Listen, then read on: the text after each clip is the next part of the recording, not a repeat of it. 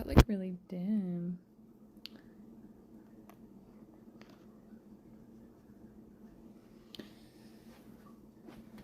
Right. Good evening. Okay. I haven't got this turned on yet, so I don't know what the picture looks like. I don't know how the lighting is. But good evening. Seems like it's been a while since I've painted.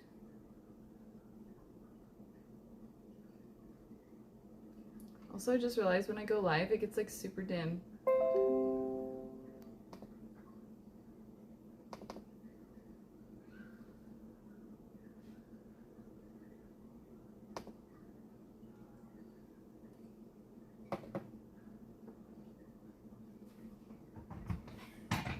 Much better.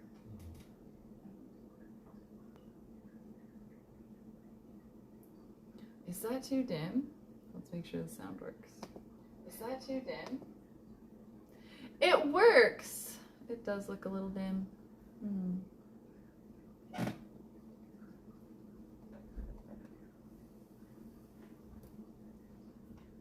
about now?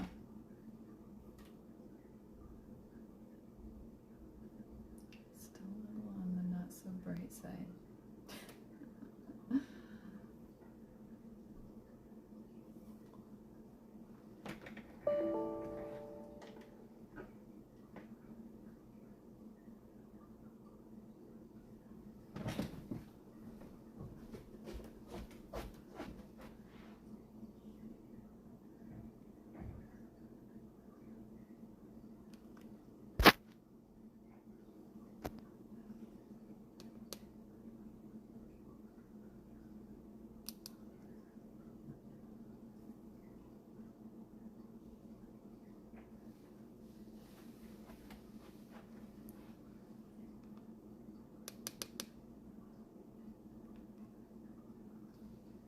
About that.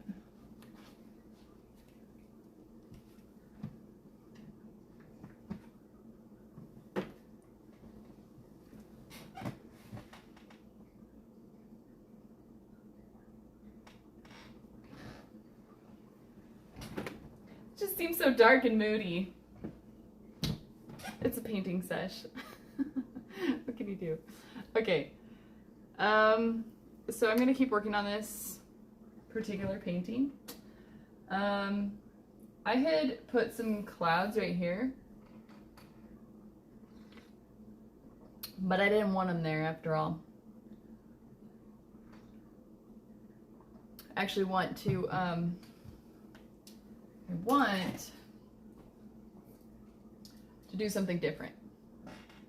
I changed my mind. Ain't that a stinker when somebody changes their mind? It's like, hold on. No, like, because I put it, okay, so when I originally was creating this and I put them here, I did it out of fear and uncertainty. What the heck? I did it out of fear and uncertainty. And that's not the decision I should have made. So I got rid of those. Until I figure out what I want to do with this corner, with this corner, with this corner, and this corner. But until then, I think that's where I want to start. And keep working on my blending. What it's gonna be like in the end is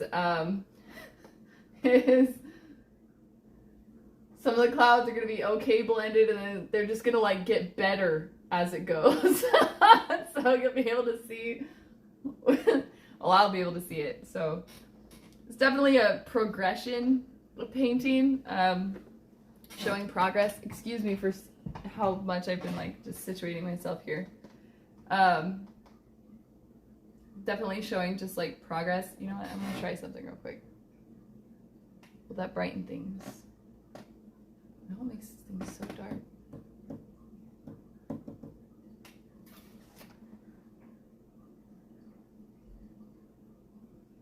figuring out lighting is just such a thing. Anyway, so I want to work on this, and I apologize for the lighting being so strange. I'll figure it out later. How did I do this last time? I did mostly that, and then I blended that, and then I just kind of like this one. I couldn't find blending brushes that I wanted, so I found these blending brushes instead.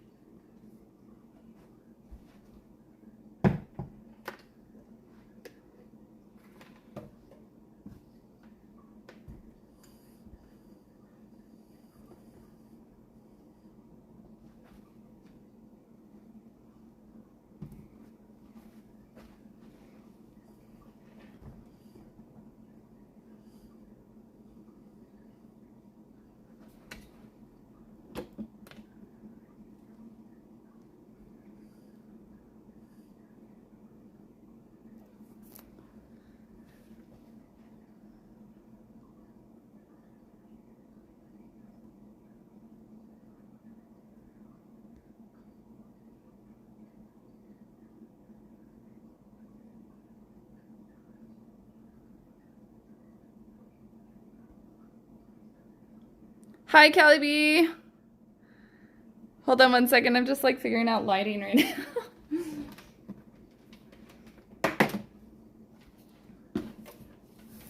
I've got lighting issues. Anybody else ever had those issues? It's a stinker. All right, let's see. Hopefully that improves something. If it doesn't, I give up. I'm just gonna start painting.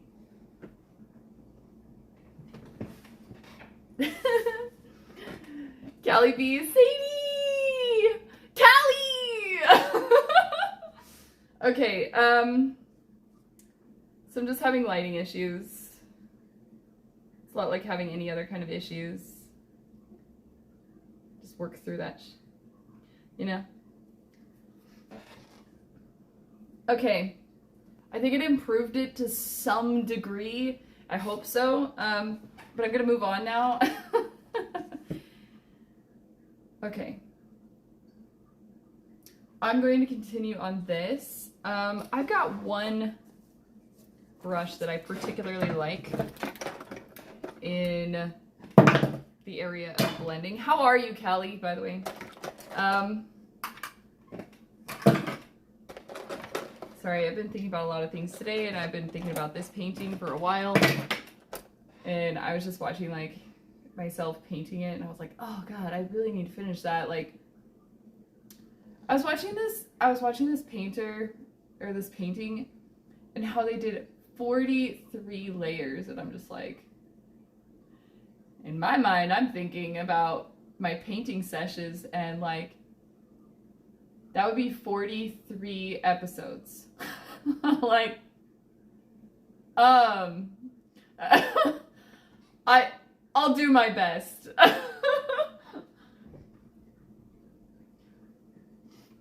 Okay, there's another blending brush that I like.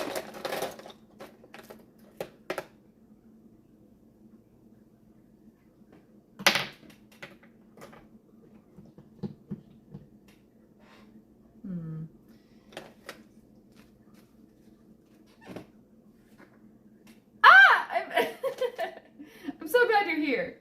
Thanks for hanging out with me. Okay.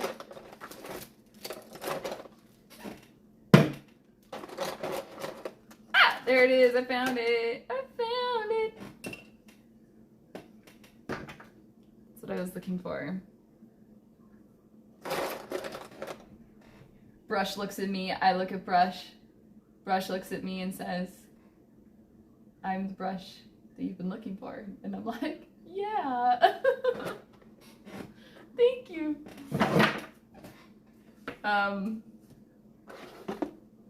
Let's see here. What do you think, Callie? Should I do like 43 episodes of this? Just to add more and more detail and more and even more. And just when you think that I've added enough detail, I add more. You know, be great. All the things. Right. All of the things. Yes, do them. All of the things, yes.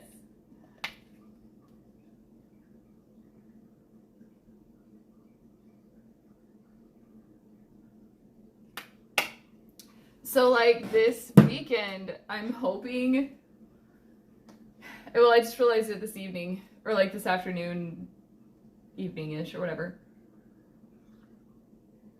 that I want to go and hunt down all of the brushes and tools that I want, that I don't have, and I keep looking in my drawer of painting tools, and I'm just like, and I need them, and I want them, and so I'm going to go and hunt them down, and it may take me a while.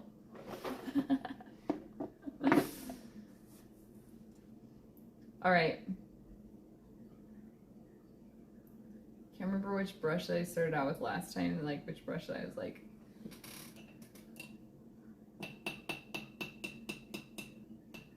let's start with this bad boy.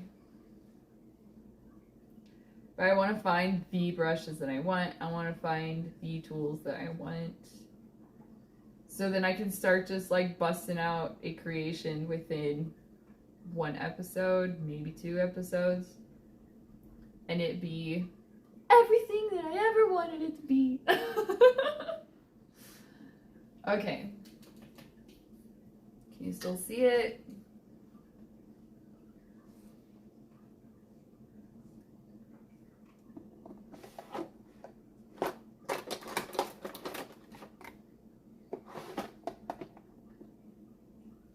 Tally B, I'm glad you're here, because otherwise I was just gonna like listen to music, and instead I'm just not even gonna put in my earbuds because you're here. And let's see.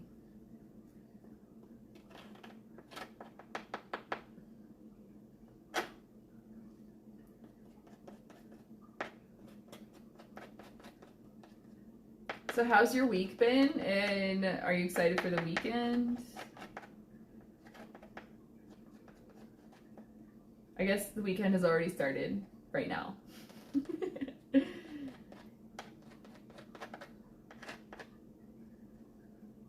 We are in the weekend together.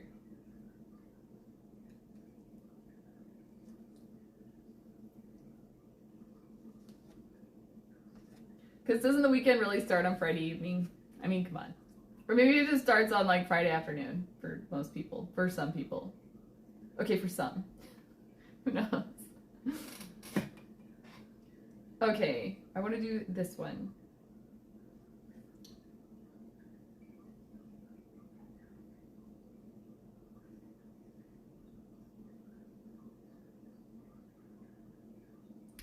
And I'm thinking, is that even dark? Like enough? Or is it too bright?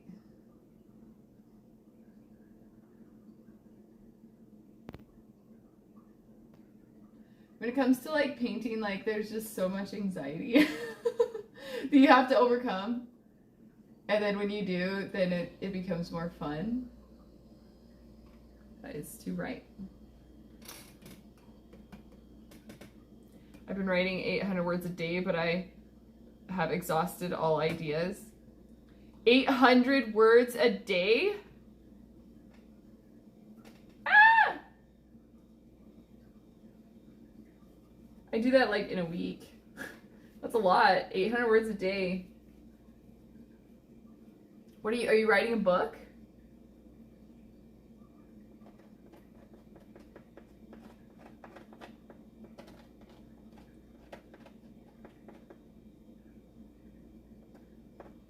It's like super rad. That's like a lot, 800 words a day.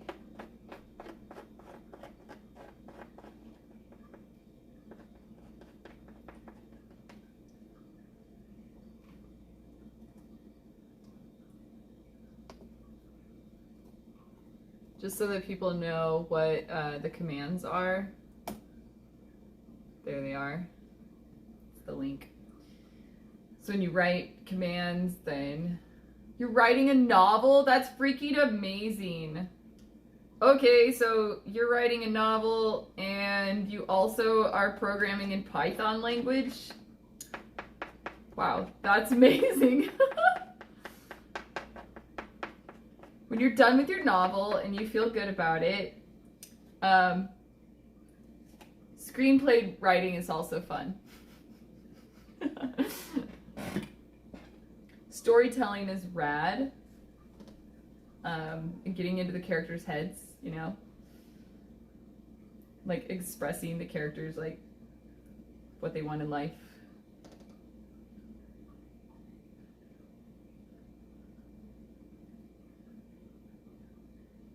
I think I'm always gonna encourage like anybody to like do storytelling. It's my next thing too. I got ideas. I haven't started writing my book yet. I will eventually. What an inspiration, Callie. Thank you. This reminded me of yet another thing that I need to freaking work on. I'll get there eventually. It's on my list of things to do.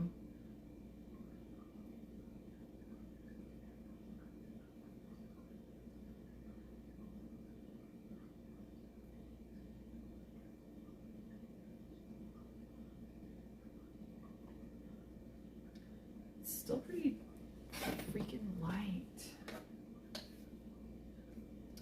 By the way, this is how I feel about you writing a novel.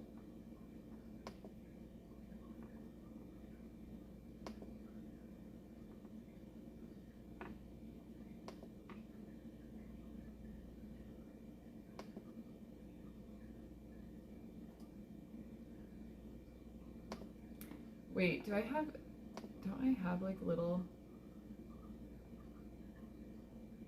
I also feel like this.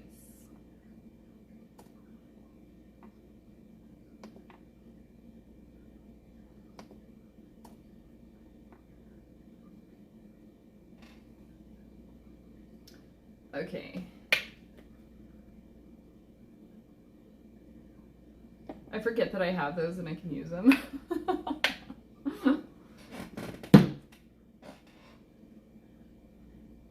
Like, oh yeah, I should probably use those.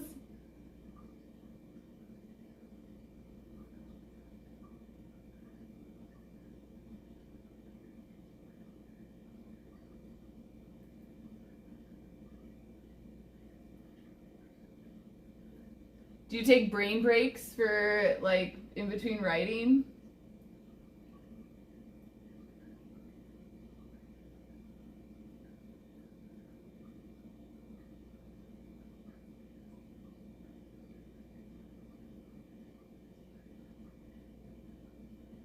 Like, brain breaks are super important.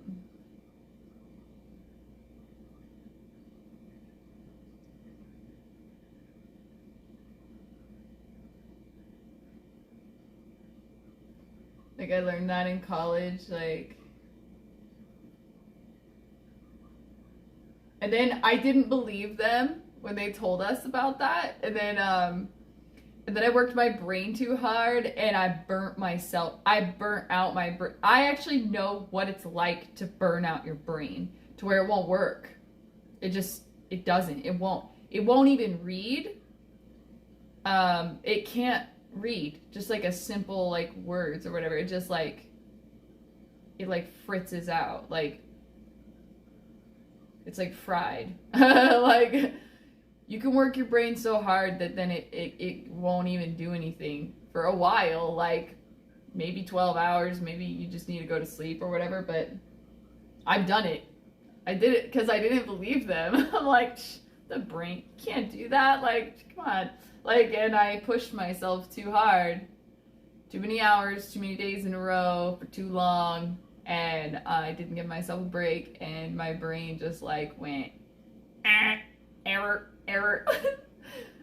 And it wouldn't, I couldn't read anything, like a simple word or sentence. It was just like, like I couldn't process anything, like, and it was just like weird to like not be able to process stuff, like what the heck. So I learned at that time, and luckily it was like close to the end of the day, so I was like, I'm just gonna go to sleep.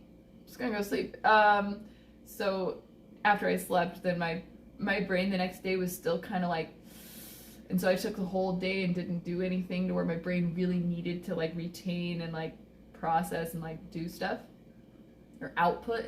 And I think it took like 1 or 2 full days of just like not doing anything that my brain really needed to work hard on, and then it was good. Then I recovered, and I'm like, okay. So when the college told us that you gotta take brain breaks, like it's a real thing. It's real. Okay, I'll do that. I took like 2 1-week breaks over my 6 months of working. That's rad. That's good. Yeah.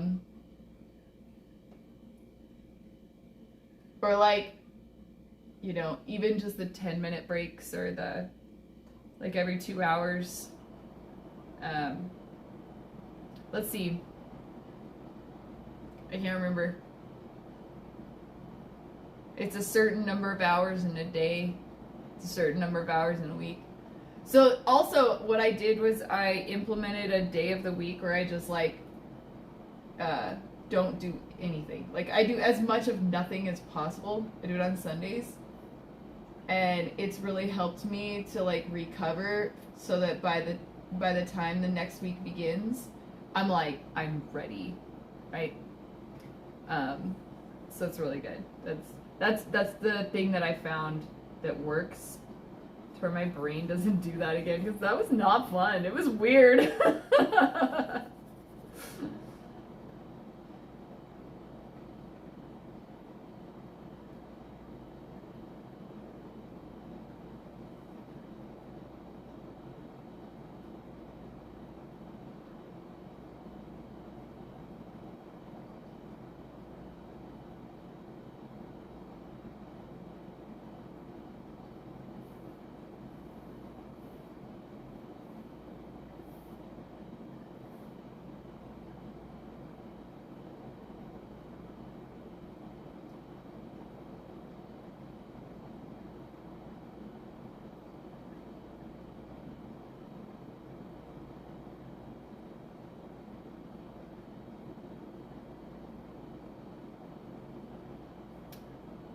And then I discovered, hey, I can work harder every day now. I must have increased my limit somehow. Yeah, that's rad.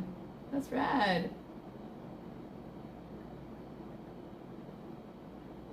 I've increased my limit by specifically taking an entire day of just focusing on the word rest. Because rest is an action, just like in music, like there's rest, like there's a place for rest, right?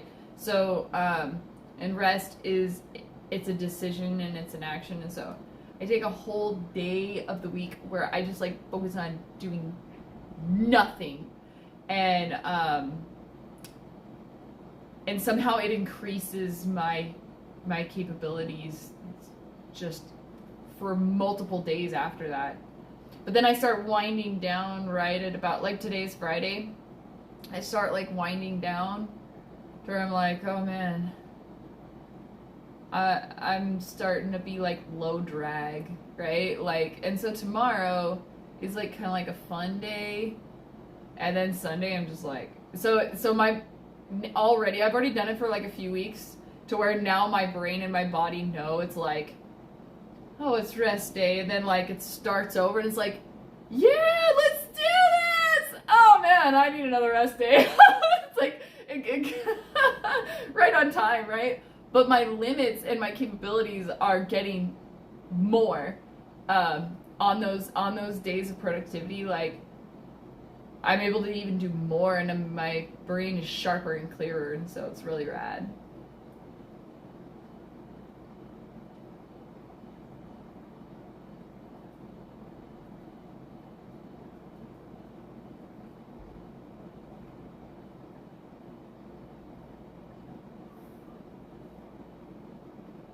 Like, because I also go to the gym, right? I also go to the gym like 3 or 4 days a week, and kind of adds to my, like, fatigue. Like, all right, I'm ready to, like, chill. This painting is so weird because I'm just, like, understanding the many shades of gray.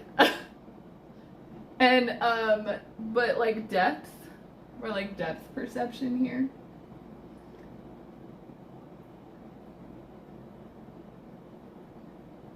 And, like, gray is, like, I've never been a fan of gray. Not on me, like, not fashion-wise, you know. I prefer vibrant colors, and then, like, black and, like, white. But, like, gray and brown are two of the things that I just like. So, right before this painting, I did one that was brown, like, a lot of brown. And I kind of, like, got over that, like, weirdness I have with the color brown. And now I'm getting over the weirdness I have with the color gray, so that I can have some kind of connection with the color gray. Like, other people look amazing in gray, or, like, whatever, but not me, you know. Like, it's not something that I'm like, oh, like, I'm looking in my closet and I just wanna wear something gray. Like, no, like, literally, if everything is gone from my closet and that's the only thing left, either that or no clothes. Like, I'm almost going borderline, like, no clothes. Like, I'd rather do that than wear gray. That's kind of my relationship with that color. So now I'm kind of, like, busting out of that. Maybe I'll be able to wear gray after this. I'm not sure. I think in my painting sessions I do talk a lot about colors. It is, like, it's my thing. I don't know. I've got this weird connection with, I don't know. Right now I'm dealing with, like, 4 shades, and they do different things. Okay.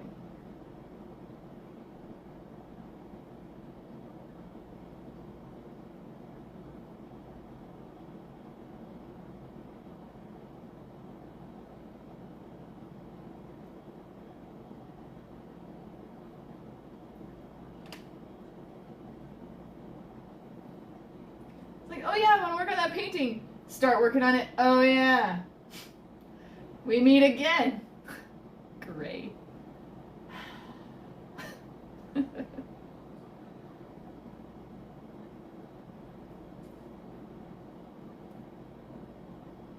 Just makes me think of that movie, Dreamcatcher. Mr. Great.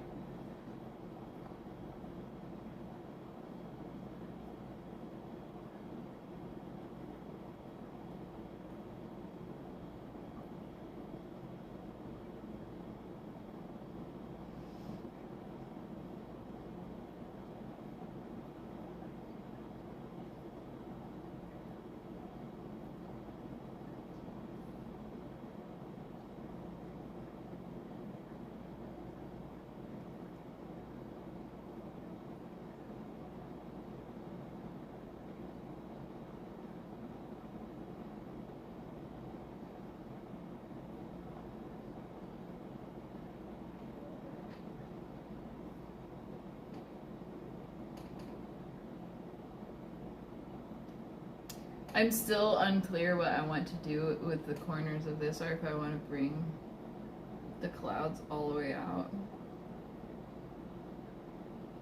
Every time I start a new chapter, I forget how to prepare. Dude, that's like starting a new painting. It's like, do I even know what I'm doing? What am I doing? Do I even know how to use a paintbrush? Man.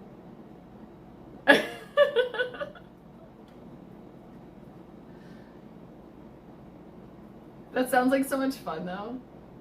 So, are you able to write listening to music, or do you need silence? I'm curious.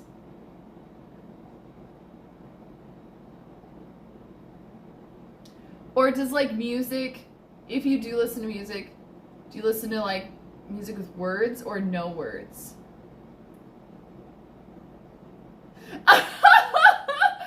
I can write while talking to friends if I take caffeine. That's freaking rad. Oh my god. Like, I think I would get, like, really, like, I'd probably have to listen to some kind of, like, classical music. So then it's, like, getting really into, like, the detail of the emotion of it or whatever. I don't know. I wouldn't be able to talk to friends and do that. I don't know. Maybe. That sounds so challenging. Well, I guess I'm able to paint and talk to, but I don't. I do have a caffeine-free beverage, right? No caffeine. Because I want to sleep after this.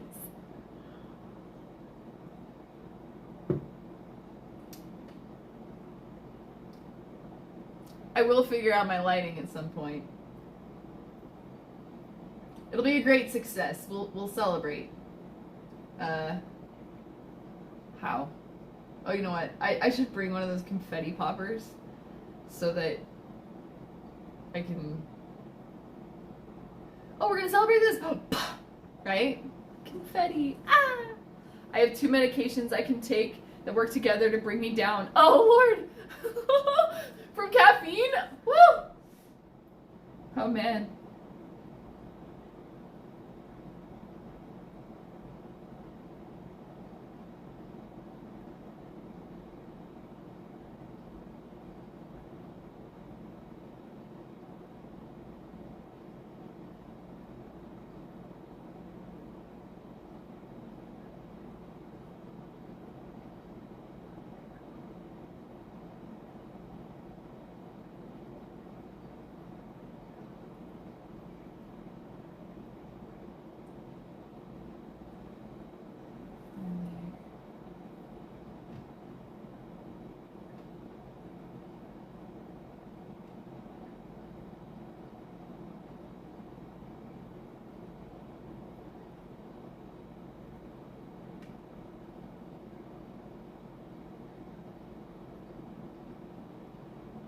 I really like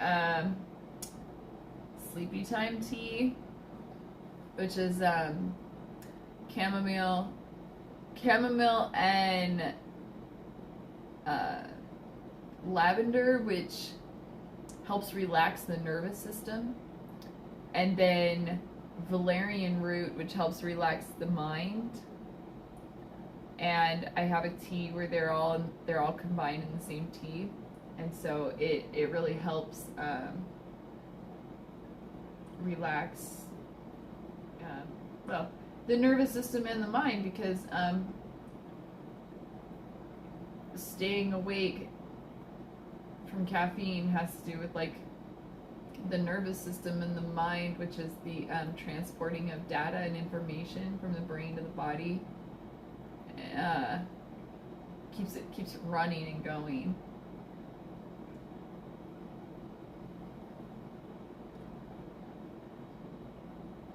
Give me those. I need something that works. Valerian root, chamomile, and lavender.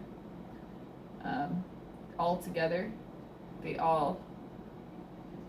For me, I have to be careful, because if I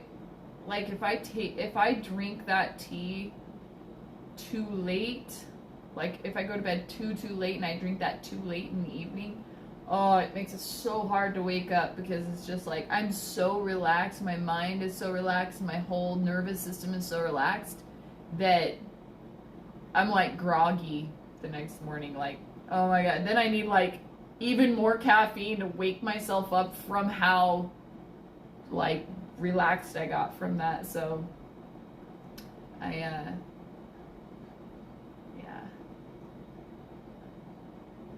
That's what I do. I don't think I've ever been able to actually like drink that, like 2 cups of that. I don't in one evening. I don't even know what that would do to me. I don't know if I'd be able to wake up the next morning. I'd be like, no, just sleep. I accidentally pressed enter when I typed all that in the search bar. So the tea that I get is called Dream. It's Tazo Dream. And it has all 3 of those in there. And I think it even has rose petals? I can't remember. But I know that it has those 3. But other than that one, I haven't been able to find one that has all 3 of them in the same. Now, if you do all that and then you also add like melatonin, you're done. You're out. Like a light. Click. Click.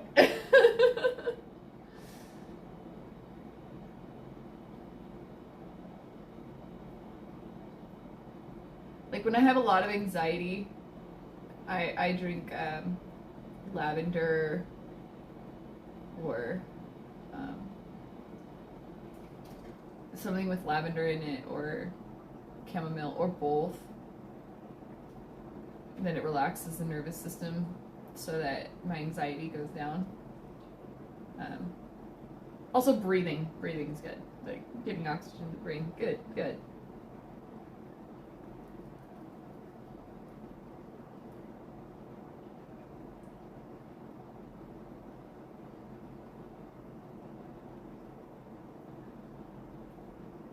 Getting oxygen to the brain is a good idea. Oh yeah, that's right.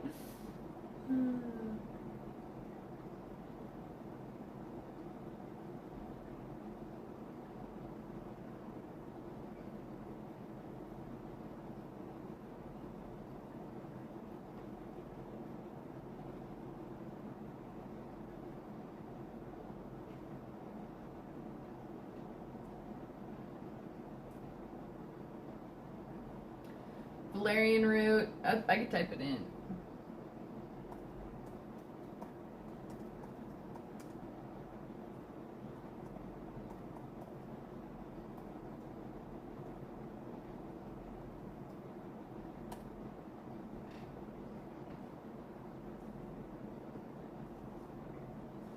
I mean, I don't know what those. I mean, those are just plants. I don't know how that would do anything with like medications or anything like that. But I don't. I just I'm a natural girl, so I just use like a lot of natural stuff to help me through things.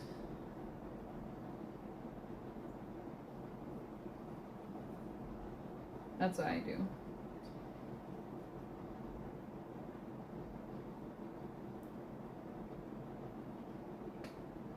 Because I research like the human body and how it functions, like engineering wise, you know.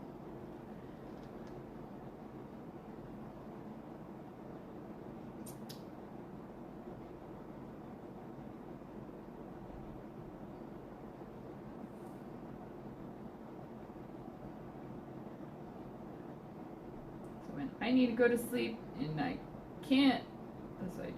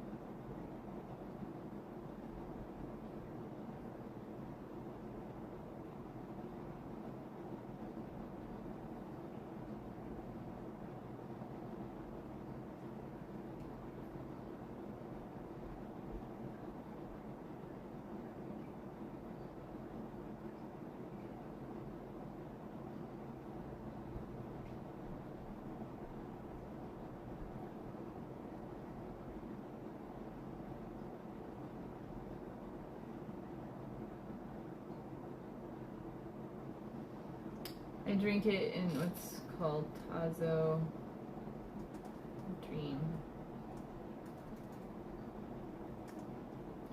It's a tea.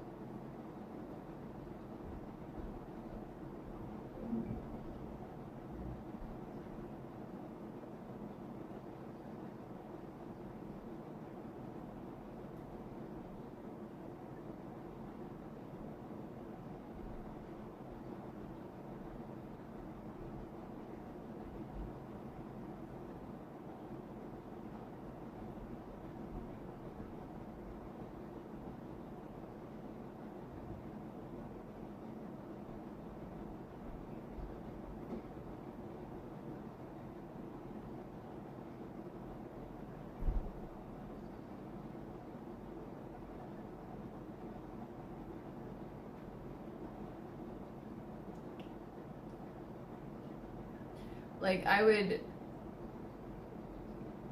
like, consult your professional, make sure it's okay. I mean, I get it at the grocery store, but I don't know, you know, each person has their own thing or whatever, but,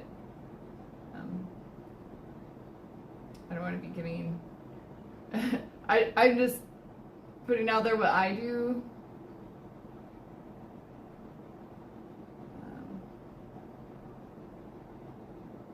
I don't want to step on anybody's, like, reality or anything, you know?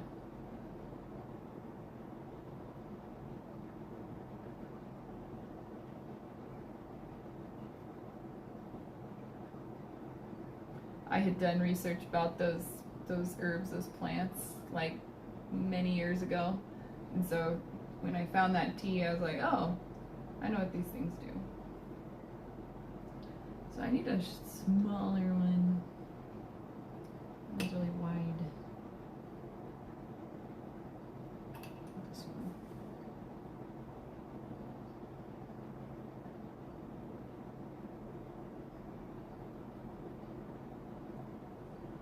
Found it. So the dream has gone away. I'm excited now. Oh, the dread has gone away. I'm excited now because I don't have to top what I've written before. I have to write something just as unique and beautiful. I did not tell you I have been dreading writing this ending. Or did I? No. Well, you just did just now. Oh, the ending? Oh, oh man.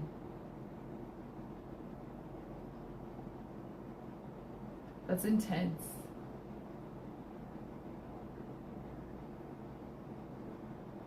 That sounds intense.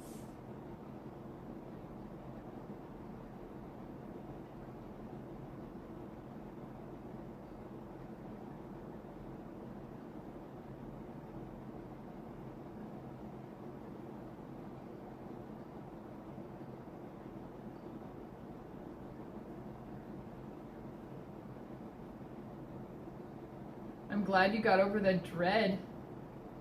Which is like all that fear of like, man, that's a lot.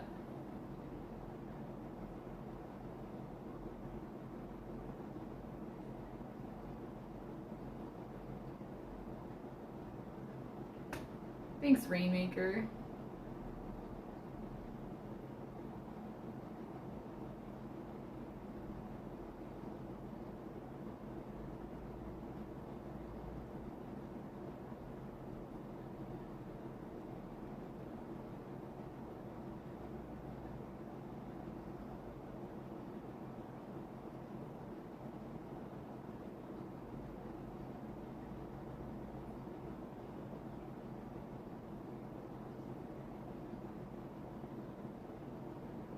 Tell me more if you want to.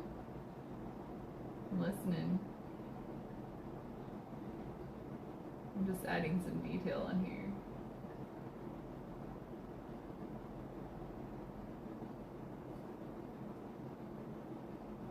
It's starting to be fun for me, not so like stressful.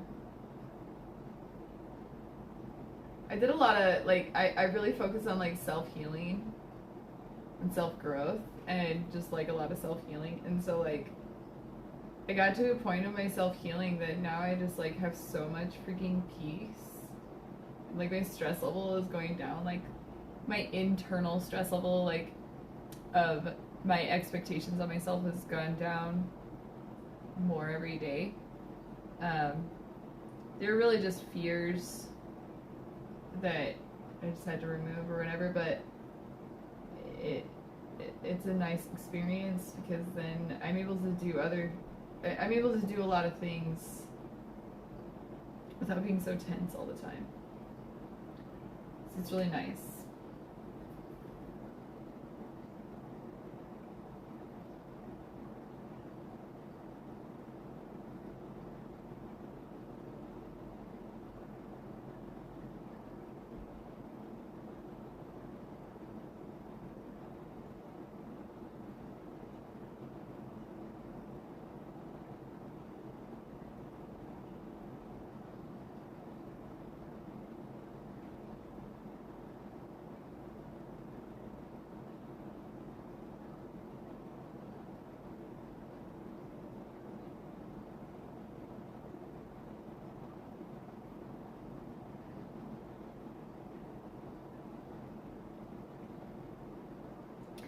My goal for this ending is to have a focus on action and setting.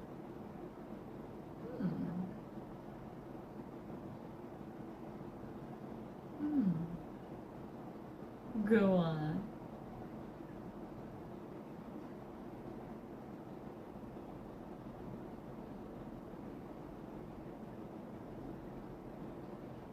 Very interesting indeed.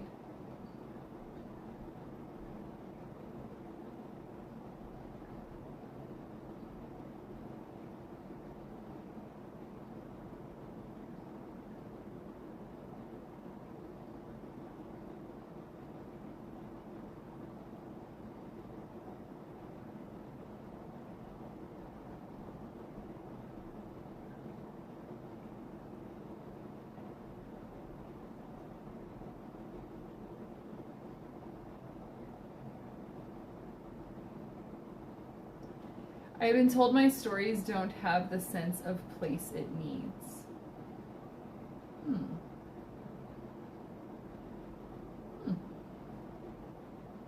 That's interesting to tell someone.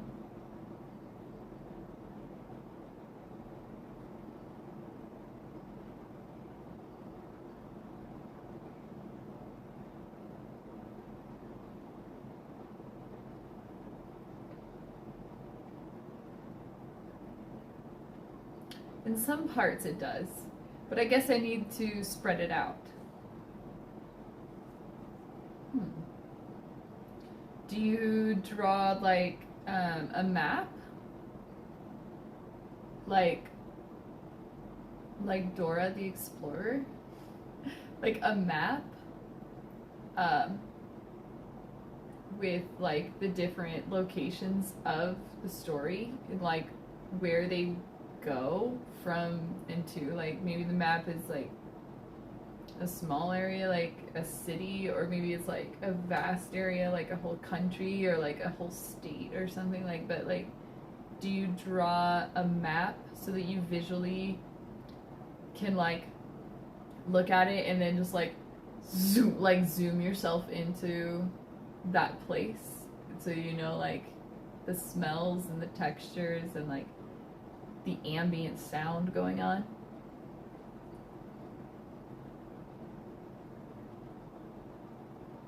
I'm a visual person, so for the things that I create, I have to draw like a map, which well, you already know this, like computer science, you have to do like prototype, like you have to create, like either you have to draw it out or something like of what you're going to create on the computer, like software or whatever. So like that essentially is a map, so that you can like zoom yourself into like, and then when you click here and then it does this, and then you click here and does that, like so that's what I have to do also, is like just draw a map for myself so that I can zoom in and out at any point. Like, even though it might be in black and white, when I look at it and I put myself in that mindset, it's like it's all in full color. You know what I mean? So I'm like, oh, this is what I'm doing with it. Like, so maybe that would help. I don't know. Here's my friendly nuggets of my experiences in life here. Take it if you want it, don't if you don't. I do get a map visual in my head. It gets harder to describe while I have dialogue and body language. Maybe maybe in your head. See, I totally understand that with like details about the aspect of the function of like stuff I'm trying to build. That's why I put it on paper, so then it's like, then I don't have to have it in my head. I can have it outside of me. So then it's like, takes it out of my mind having to process it while I'm trying to do something else with my mind. And I throw it on the paper, and then I'm just like, okay, it's over here, and I can refer to it in a minute. Right now I want to use my full processing power of my mind to do this, right?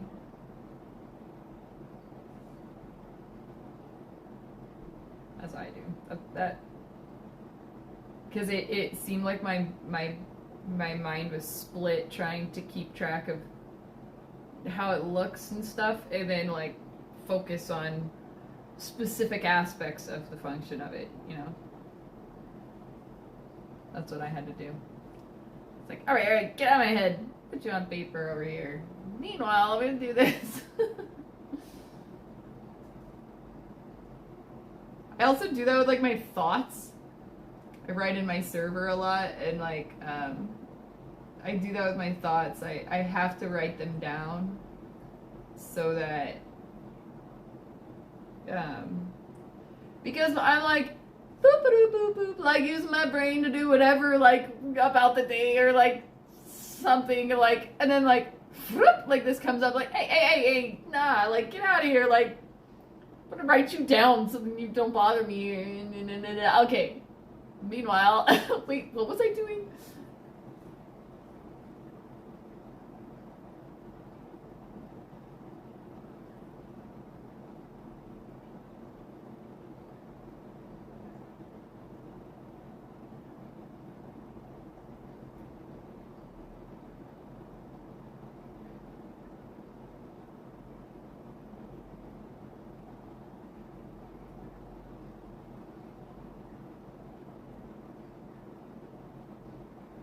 This is a cool conversation. Thank you for sharing.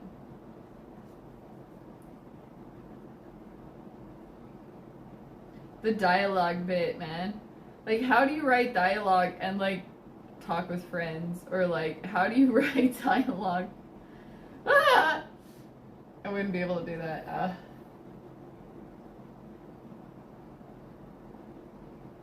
I think I'd have to have silence. Me personally, like, ooh, man. You're basically like watching a movie inside of your mind and trying to like put it in the first dimension with words. You're like, I'm in a different place, in a different time, in a different universe. And I'm gonna totally just like bring that here and put it into words.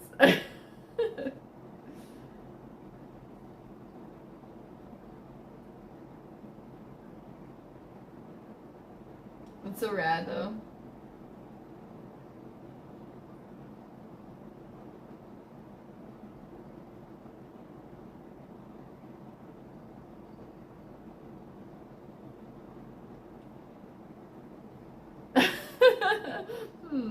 It all somehow just shows up on paper from my head and I memorize it. Wow, that it evolves. That's amazing. That's amazing. That's some Edgar Casey stuff, man. That's some awesome. That's rad.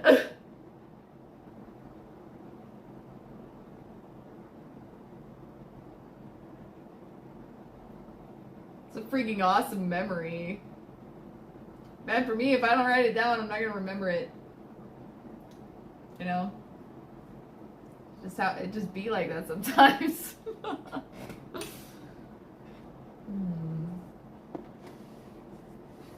think last time I used.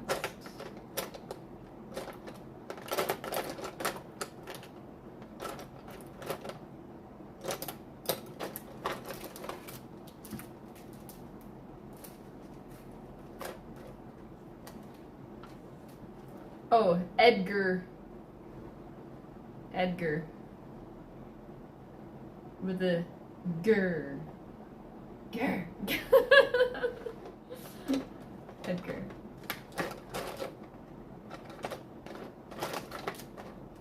Let's see.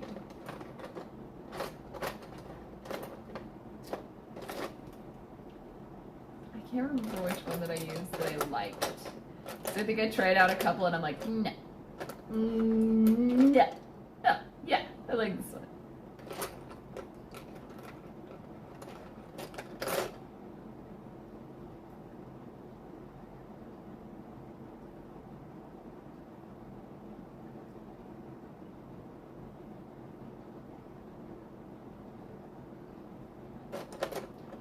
It's so funny, like, if you were in my server, you would see that, I talk about deja vu a lot, and I'm just having just so hardcore deja vu right now. I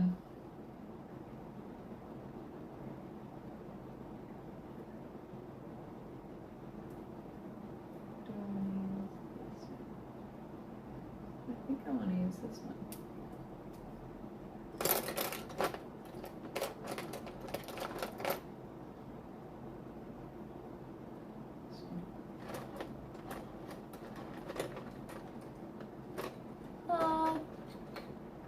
What do he do? Oh, so like, he would, I don't know, a bunch of stuff like fall asleep on a book and wake up and know everything that's in the book. Every single thing. And what page it's on, even though he didn't even read the book. Or like, I think he was called the Sleeping Prophet. Or something like that.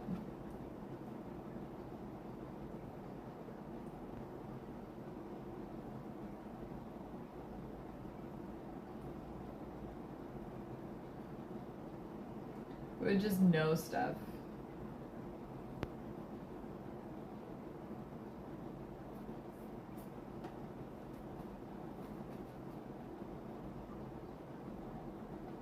Maybe I should use this one.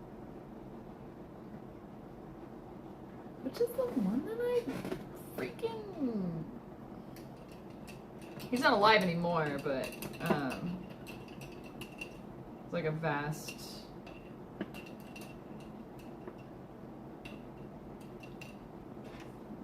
stuff.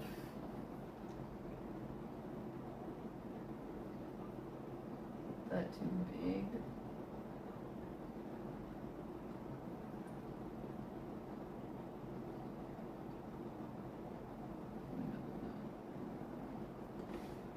You can never have too many freaking brushes. I feel like I'm so limited because I don't have... That's it. I'm going hunting for more art supplies. Okay, I need them. Cheers. Cheers to art and stuff. You see this? I love this mug. Do you know why? Because it keeps my beverage hot while I'm talking, being long-winded. So that when I go to drink it, it's not cold, it's hot still. Like, yeah!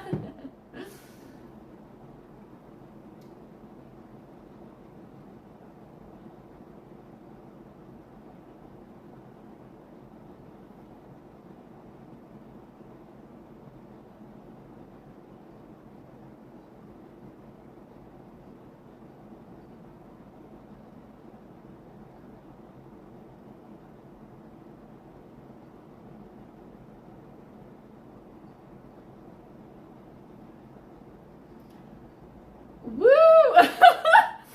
Alright, that's it. That's it. I'm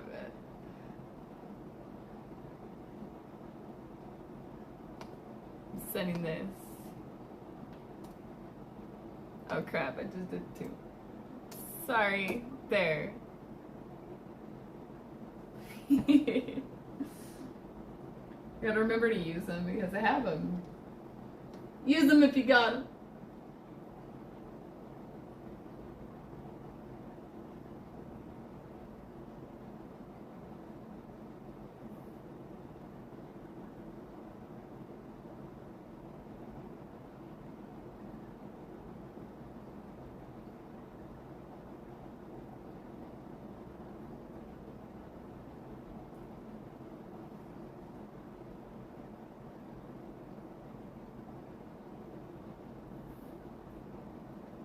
I think it's so rad that you're writing a novel.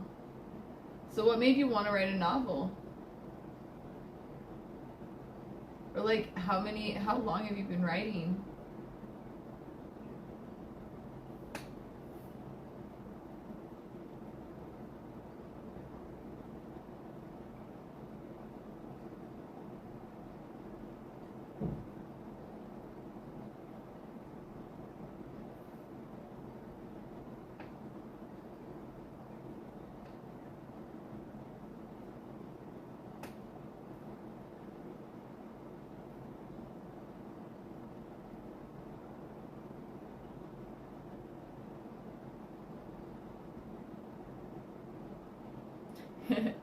I wrote my first novella at 15. Wait, novella? Like a soap opera? At 15? Well, started it. Finished it at 21. That is amazing. Wow. What? That's so cool. Wow, congratulations.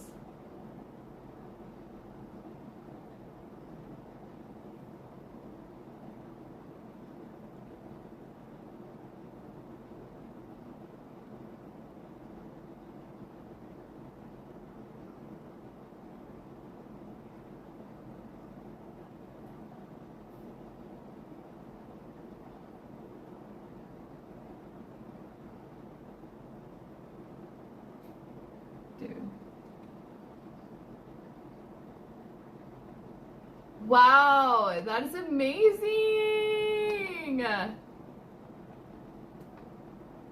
This is how I feel about that.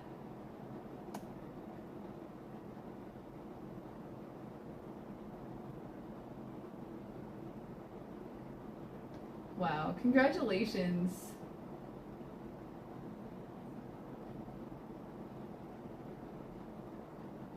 How do you feel about your first one?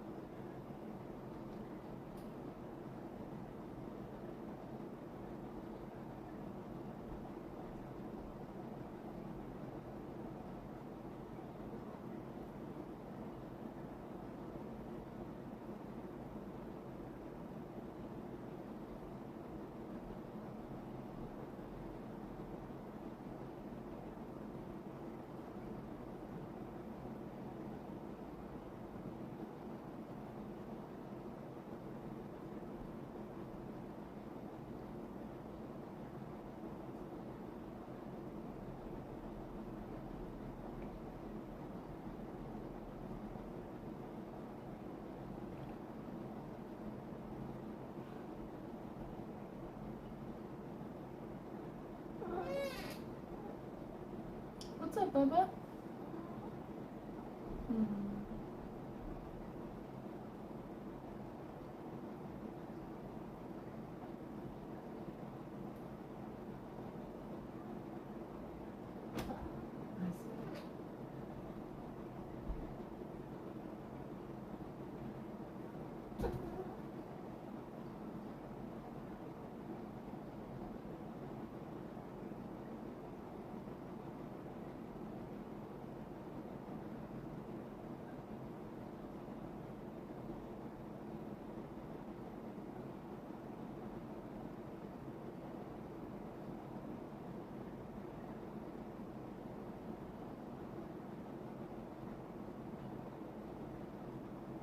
I feel it could have been much better. This novel I'm writing is my best work.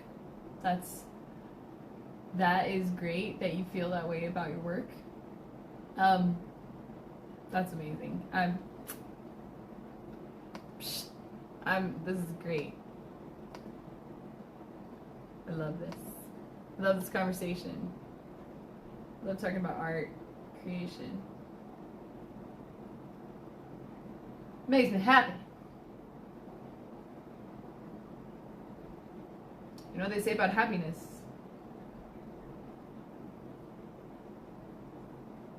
You tell me. I don't know.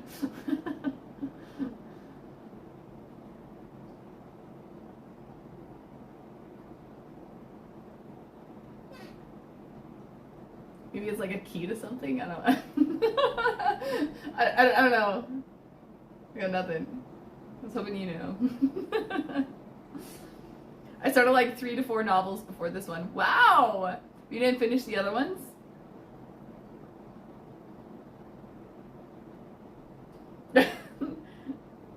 Dude, I've started so many paintings and did not finish them. Like, I have a lot of paintings that I have not finished. Will I ever finish them?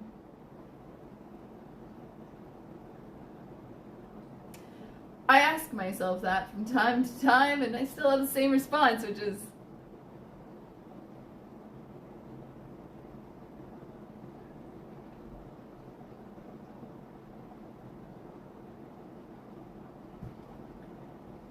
happiness is the key to life.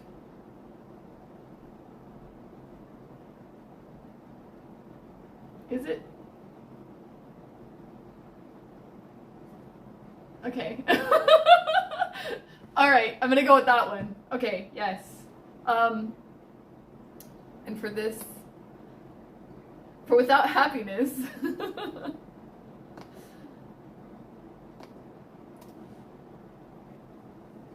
for without happiness, there would not be life.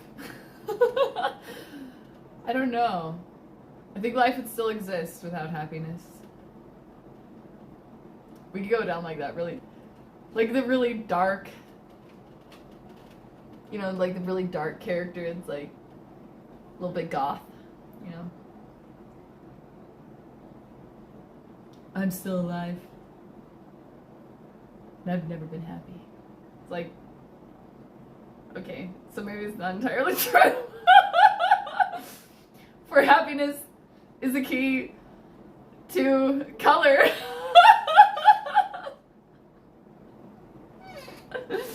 I don't know. Like, when I started this painting, I was so unhappy. And it was just all dark. But it was I started to remember what does make me happy, and then I brought light into this painting.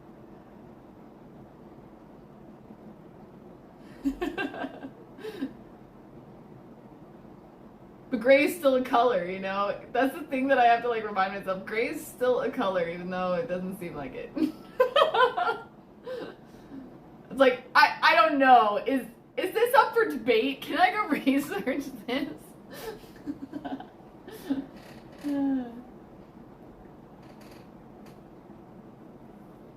Happiness.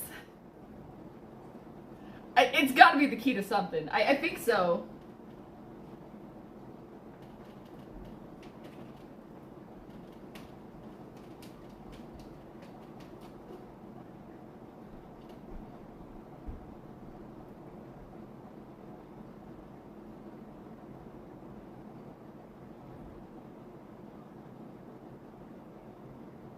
I'm starting to get more comfortable and familiar with like using brushes. This is so good. This is where I wanted to get to in my journey, and I'm getting there.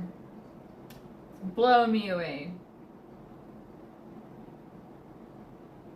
Next thing you know, I'll be creating something cool. It's like, well then what is this? I feel like that's a loaded question. Let's change the subject. Hey, look, distraction! Oh my gosh, like, This is some good tea. Anyone else like cinnamon tea?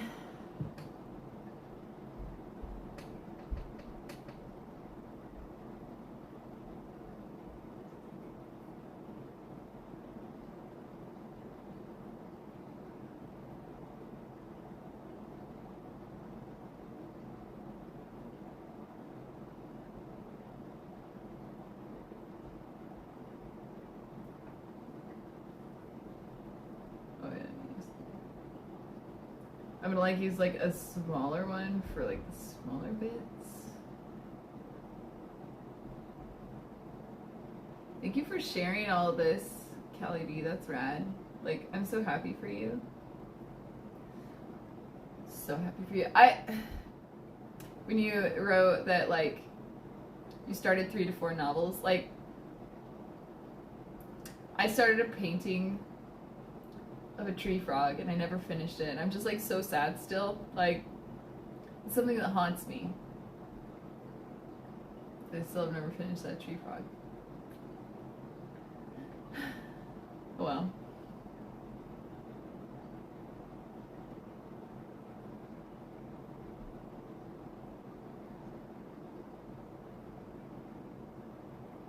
I think I have a goal with the tree frog, and that is like get more comfortable with brushes,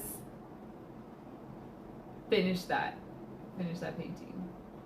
But at the same time, I just like have this idea in my head, like each one of these is like shows the progress of my painting journey. So I don't want to go back in time and fix something, because then if I were to have like a walkthrough of like my entire painting like progress, like it wouldn't look right, because it would be like it would reflect my future progress in the past painting. So then would I have to pull that painting to be in the future, or like you know, instead of being where it presently is, which is still in the past. So it's like maybe I'll just start over, you know, a new one. Tree frog will leap back into your forest at some point. I hope so. Oh, I love tree frogs so much, but like this one is so cute. I made it towards like holding onto the leaf like this with its cute little fingers, and it's freaking so colorful and cute. His little mouth and his little face and his big eyes, and like, oh my god, so cute.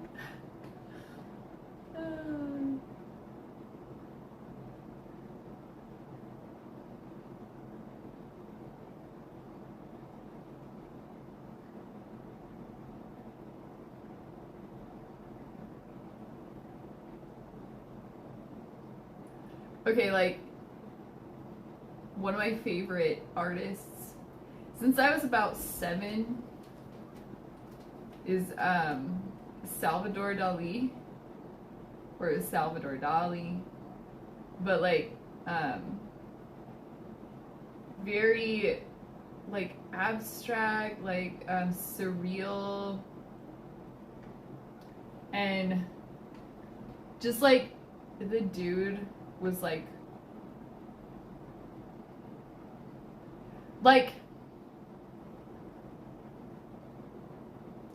the work that he did was amazing. Put that over here. The character that he was amazing. It was, his character was just as amazing as his work. Like, that's awesome, you know, like, but I loved his work when I was very young. He's the reason why I wanted to become a visual artist, like a painter, like, because his work was like from another universe, right? And like that's what I want to do. Like, I have ideas that I want to create that are from another universe, but I need to know how to paint so that I can create my abstract, surreal, you know. Hey, thank you for following. I'm gonna try to say this.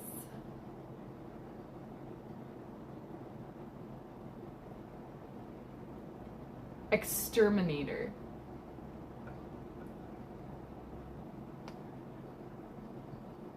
Ew.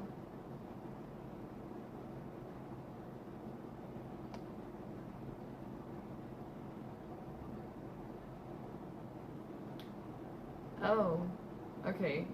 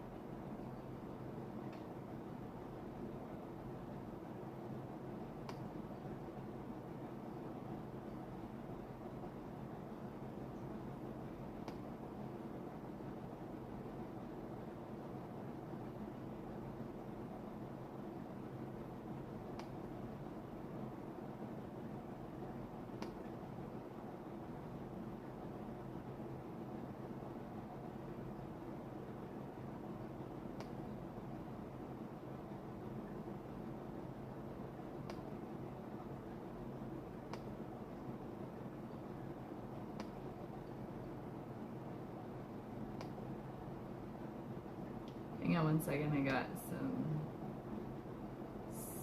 spam.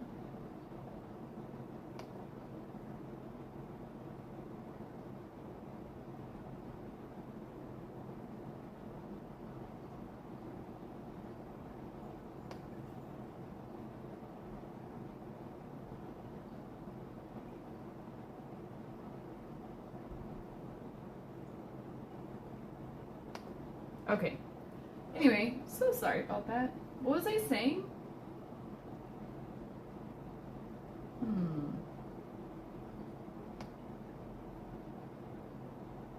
The tree frog will leap back into your forest at some point.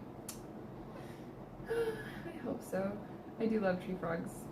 I love colorful animals. Oh yeah, surrealism. Surrealism and Salvador Dali. Such an inspiration. Wait, actually, I look at this one. So I have ideas that I want to paint, but first I need to learn how to paint well so that I can just like pull these ideas out and put them onto a canvas.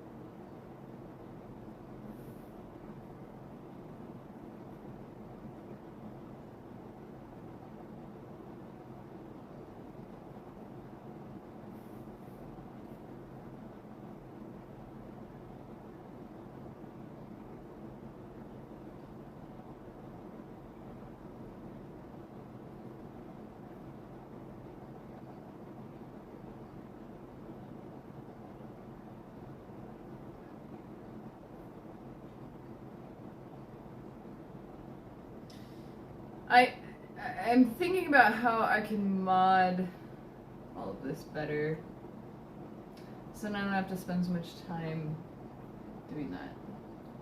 I don't like to be bothered. Hi, Baker. I like to be bothered by that kind of stuff. So you need to figure out how to do the moderating better.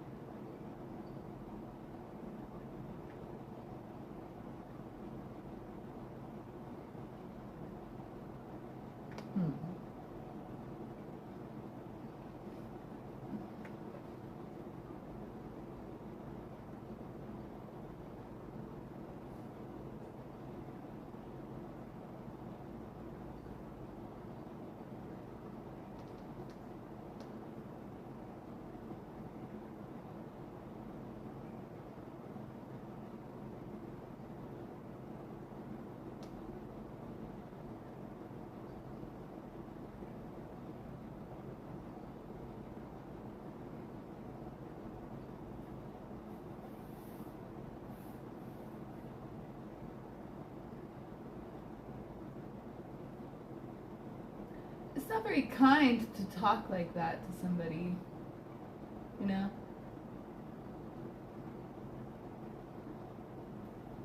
It's not very kind. It's not the kind thing to do.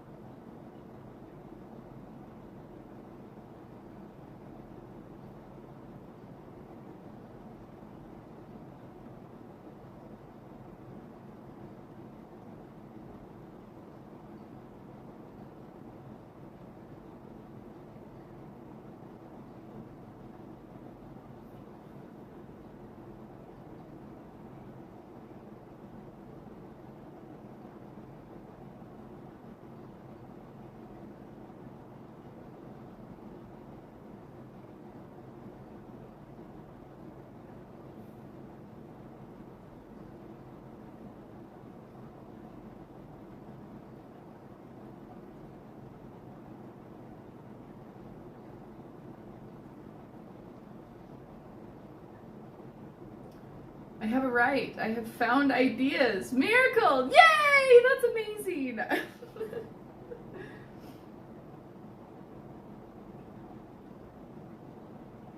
Congratulations. I'm having deja vu. Extremely strong deja vu.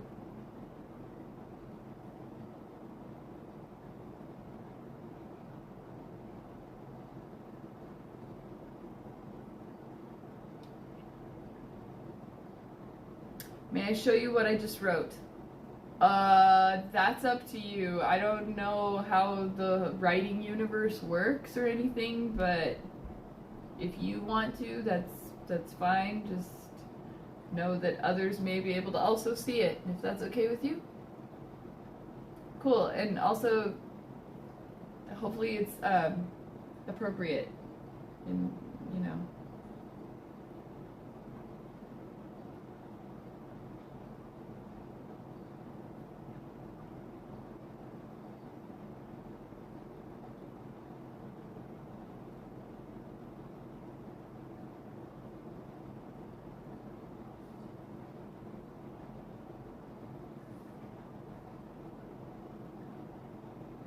Yes, it is. It just has death.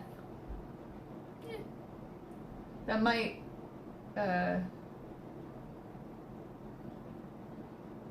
guess it depends. If it's like gruesome and stuff, like, you don't need to share it. But if it's suggesting it, then I'm not sure. I'm not sure the Twitch rules on all that stuff. So the moderators might do something if it's got certain type of words or material in it that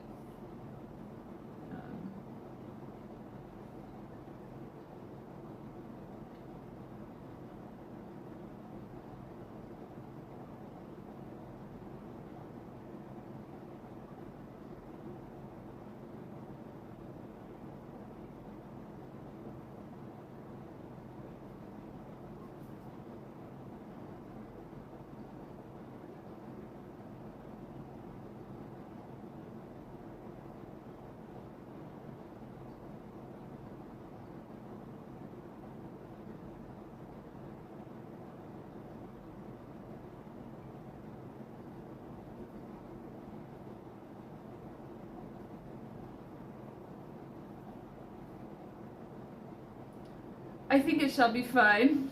It is light. Okay.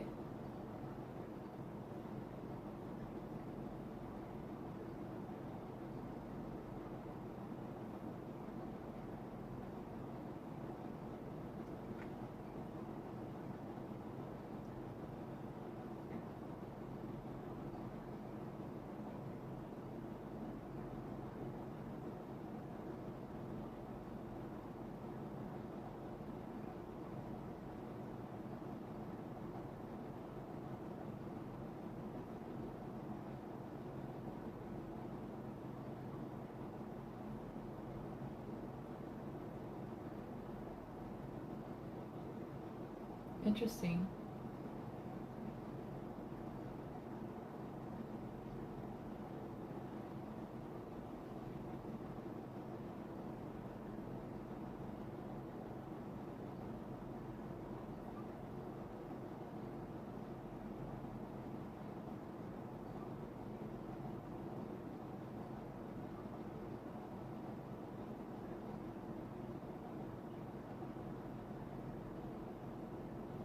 Wow. Scary. It's like Halloween.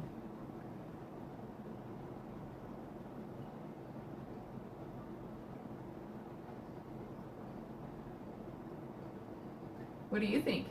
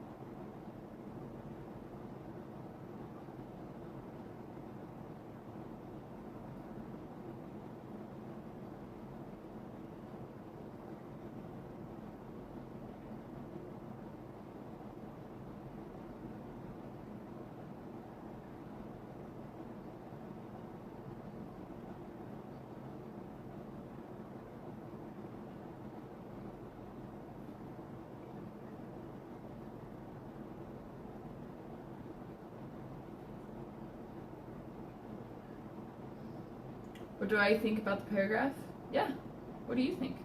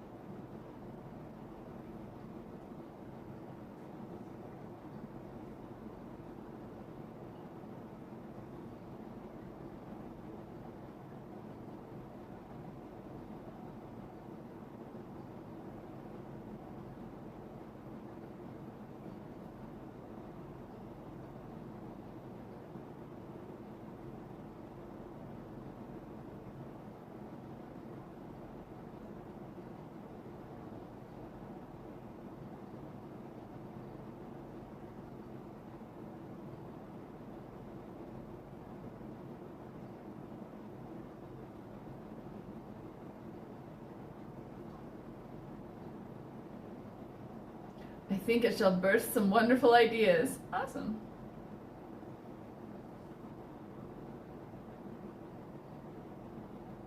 I like how you've put the word shall into this conversation. It's fun.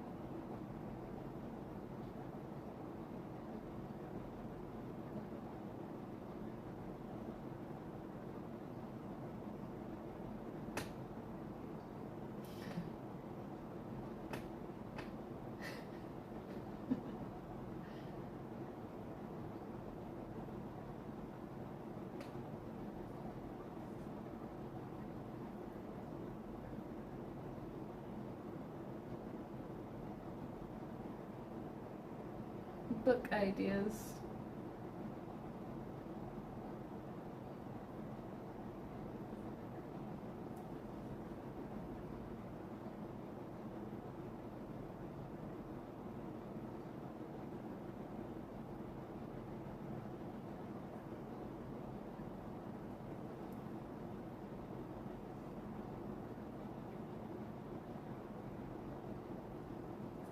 Ah, the mind.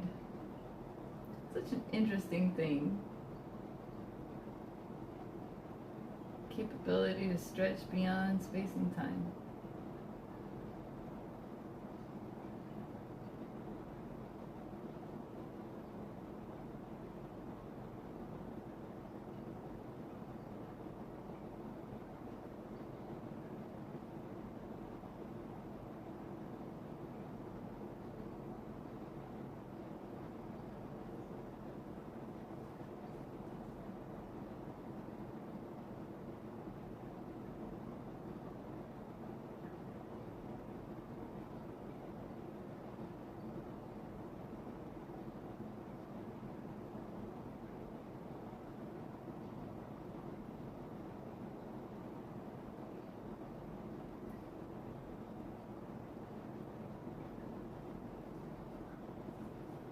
I said that while my brain completely ignored the ideas I just came up with after it came up with an idea that I felt wasn't fleshed out enough. So I'm delirious, I think.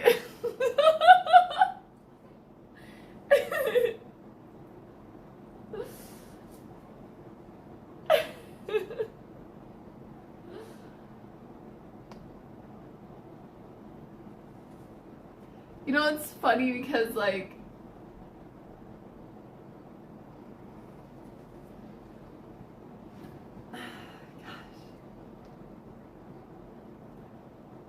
I have so much deja vu about the things that are happening right now. So much so that, like, at some point, like, I'm remaining chill, but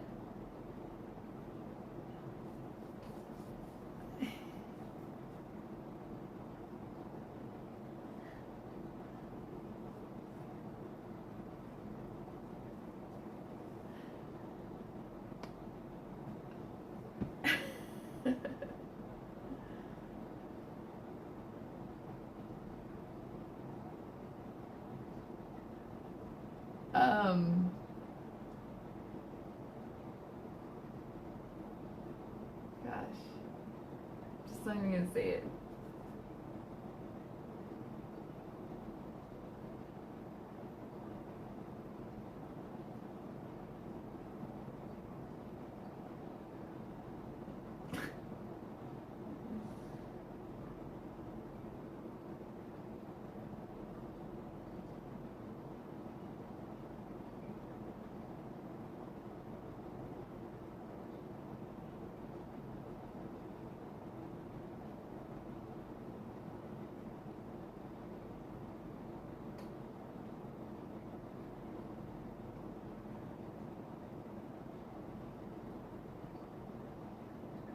I hope y'all are having a good time.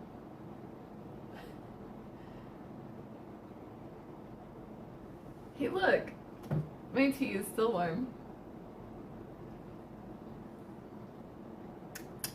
Mmm.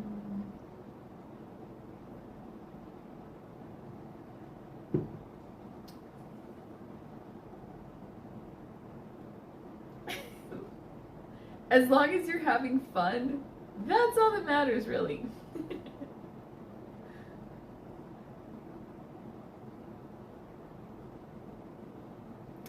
Me, I'm unbothered. And an unbothered person you can always trust to be unbothered.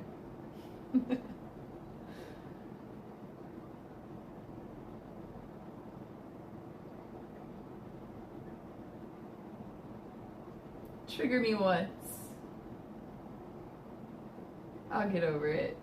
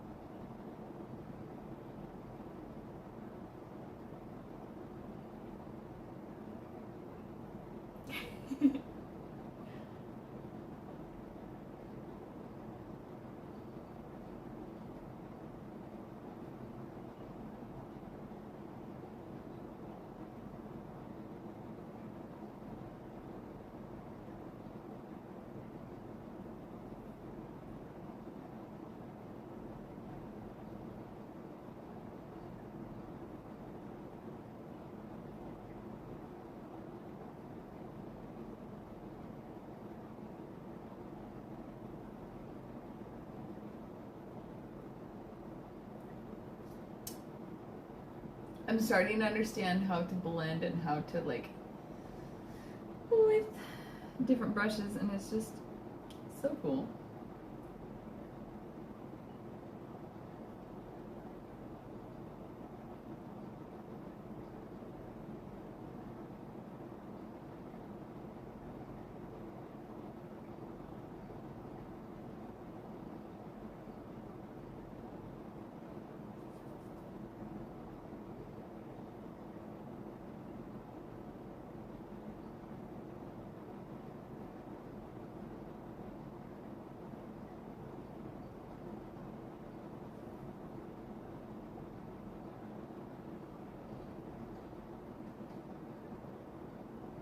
Like, I still have energy, that's why I'm still like doing this.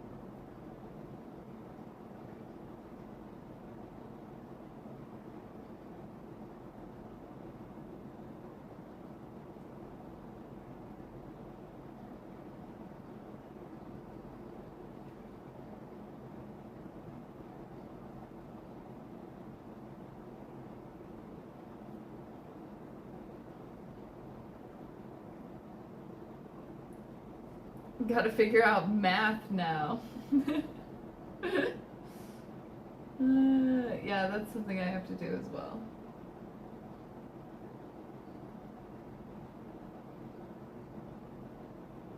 Computer science, mathematics, they all hang out.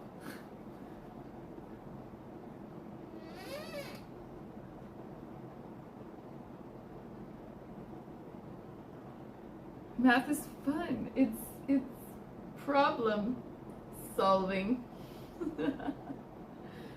If I'm a problem solver, like, I should be better at this.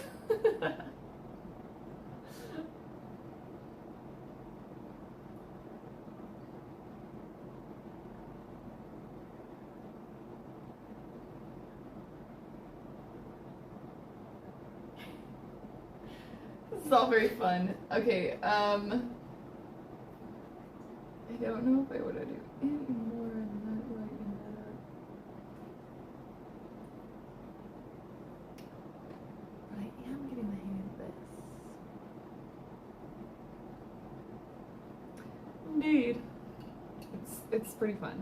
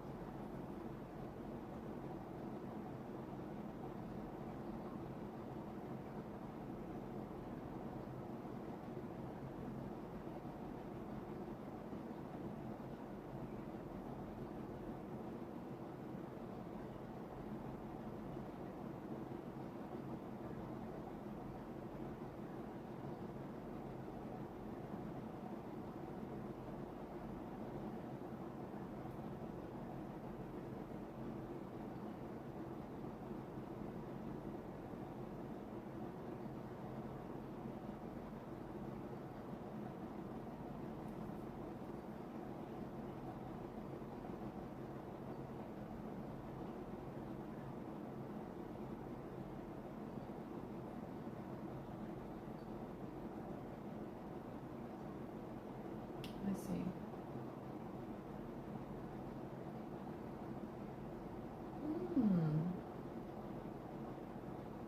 Interesting.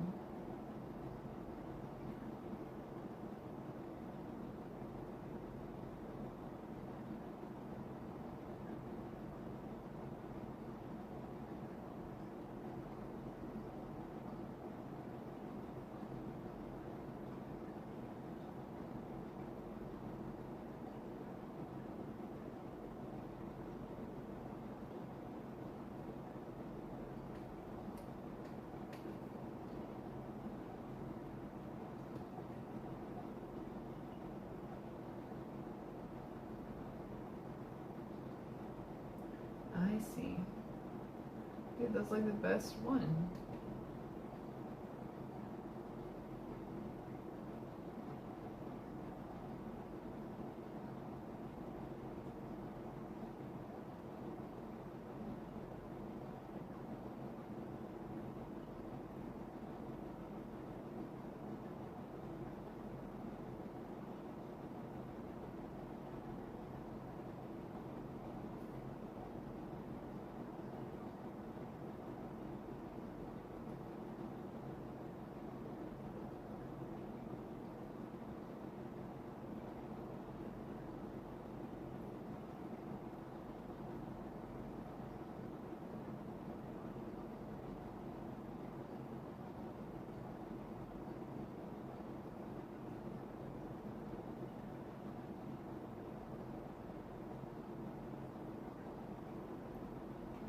I need to drink some tea.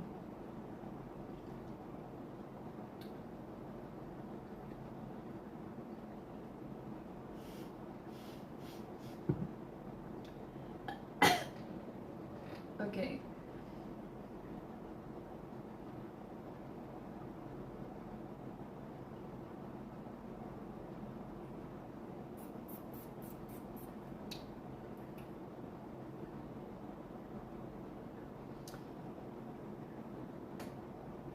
I've already gone way past an hour.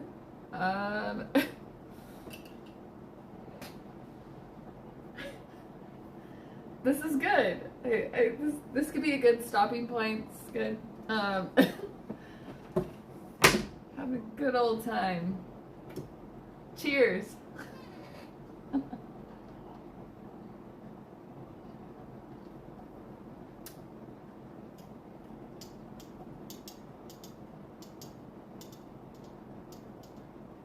Still trying to decide how exactly I'm gonna do. Darker around there.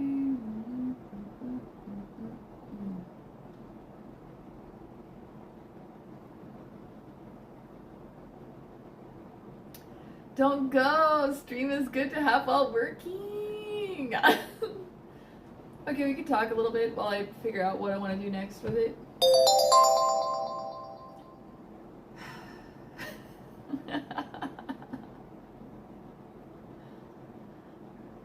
This is fun!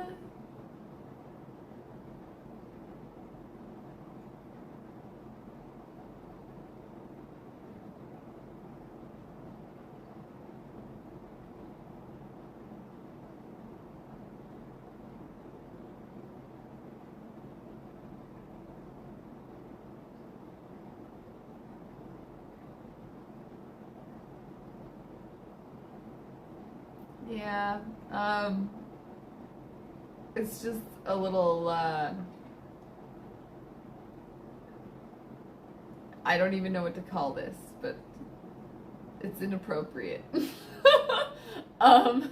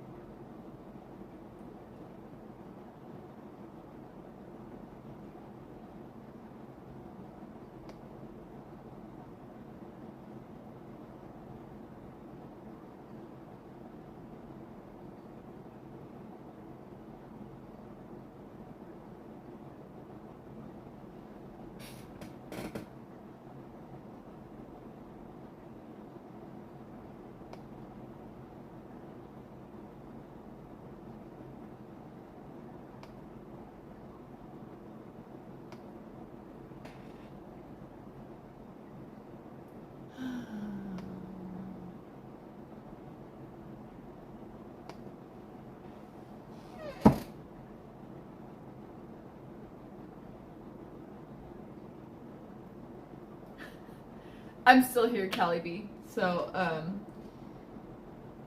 do I want to put I guess I could do that. I'll just do that. Didn't I have one?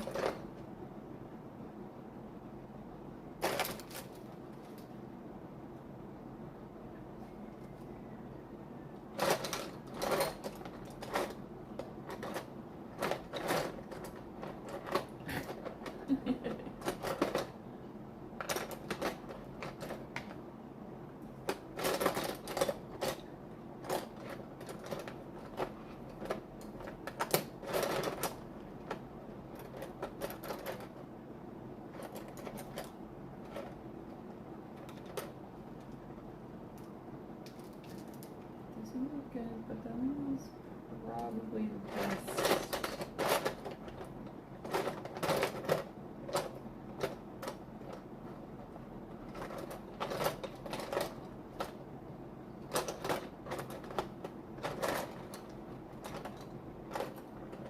This is the other one.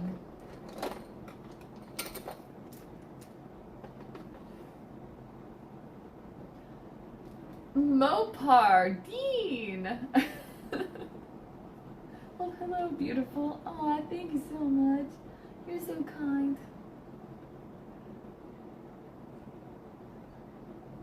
How are you, Dean?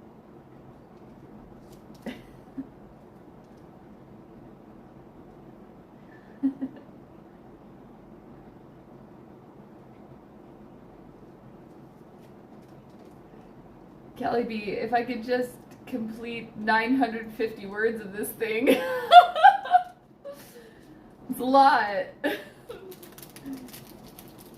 Dean, how are you, my dear? Oh, I'm figuring out which brush to use. You look lovely today. Oh, thank you. You're making me turn different colors, so thank you for that.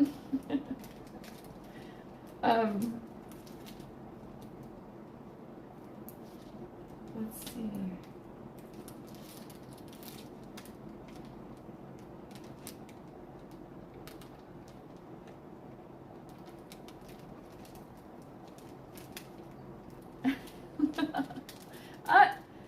I've smiled a bunch of times during this stream. I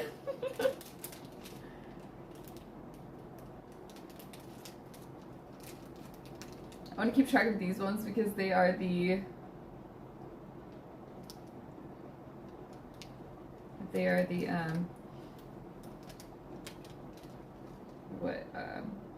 detail brushes. I think this is the one that I want to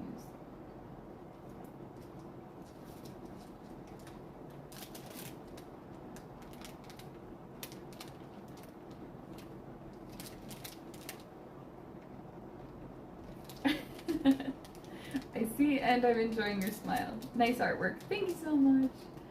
I'm gonna add a little more detail to it. I still am just like trying to decide what I want to do next with it. If I just want to walk away from it, you know? I don't. It's hard to decide sometimes. But it's like, but it like eats at you, you know? Like, okay, well, what are you gonna do? What are you gonna do? What are you gonna do now? Like, oh god, I don't know. I don't know. And it's like my own self just pressuring myself for no reason. What the heck? How was your day yesterday? I can't remember that far back.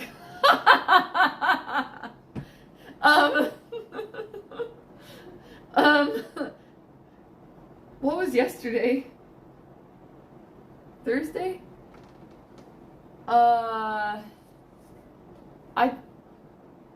I think it went well.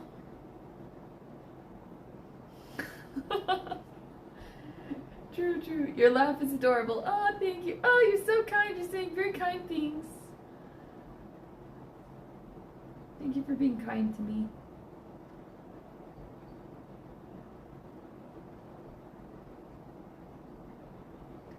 Okay. How was your day yesterday? And how are you?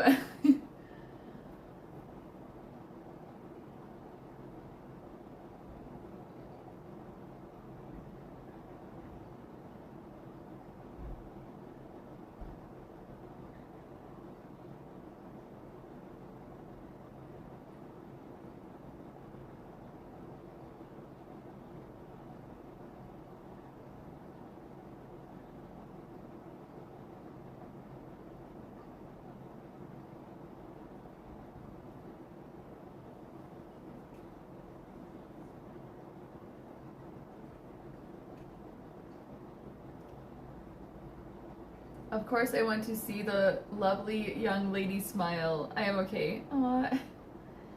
My day yesterday was hectic. It was hectic? Oh. Well then how was your day today? Hopefully less hectic?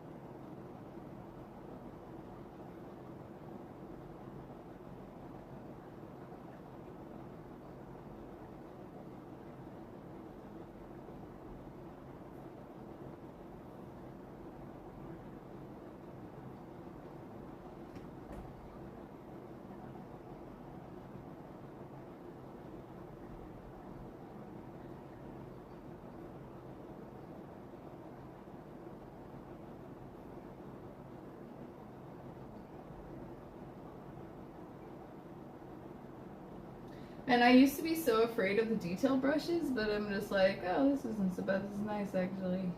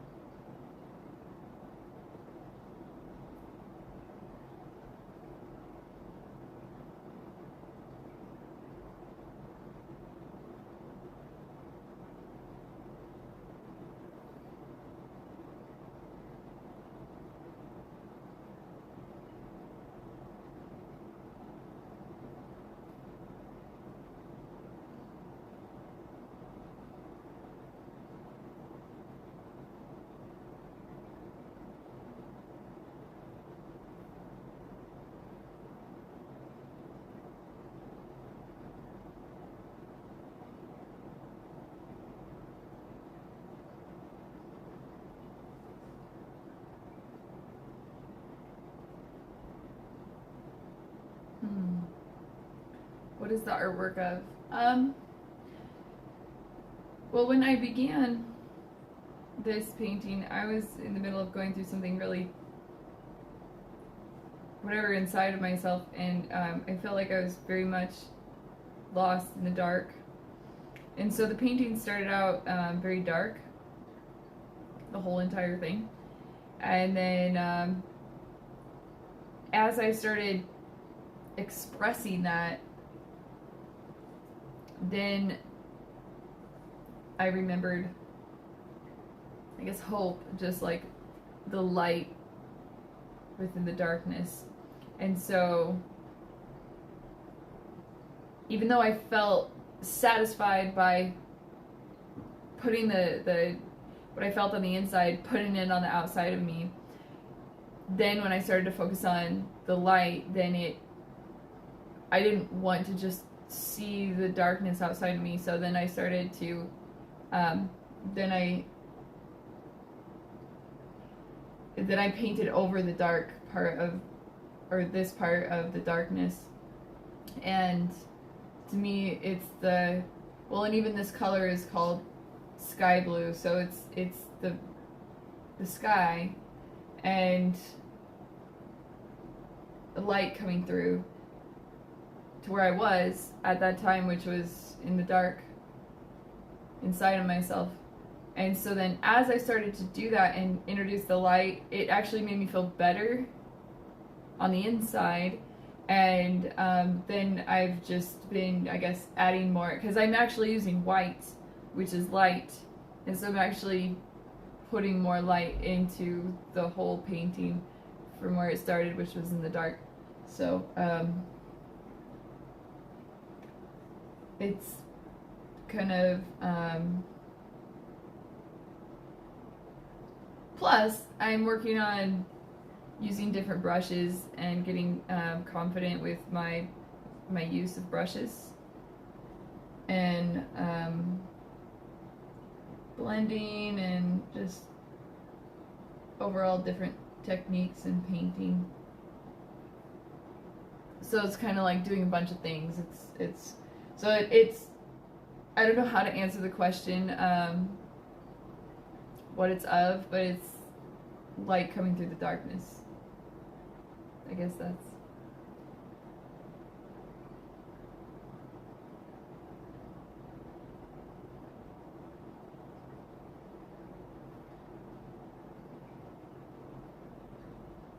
or even like standing in underneath a really dark cloud, right?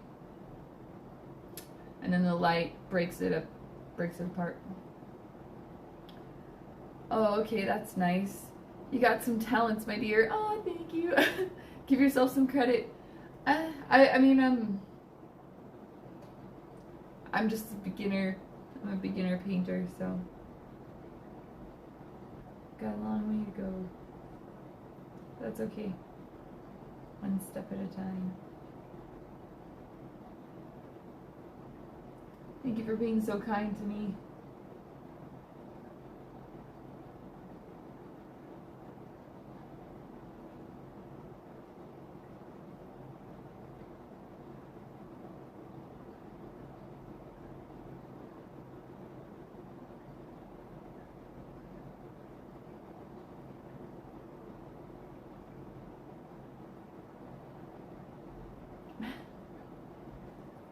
I can't even paint or write for nothing. Of course, because you're so kind to me. I am. Kindness is a beautiful thing.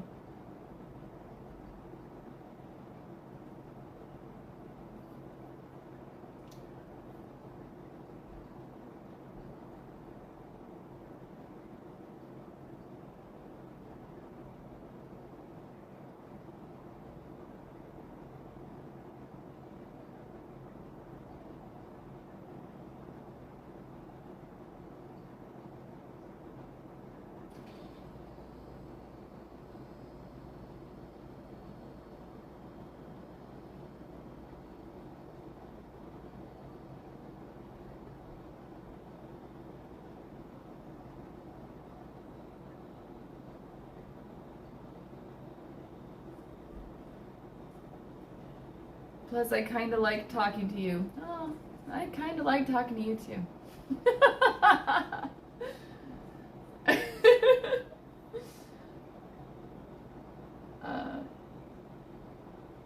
I'm just being silly.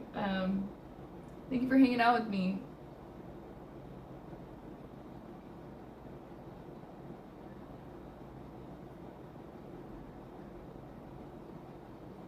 It's so weird because when you use white to do detail, it's like, it's so, something about it's so solidifying, or so like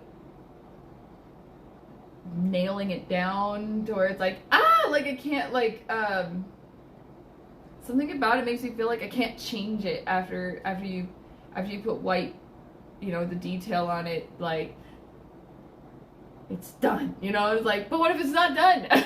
Right? So I've always been really afraid to get to the point of a painting where I'm using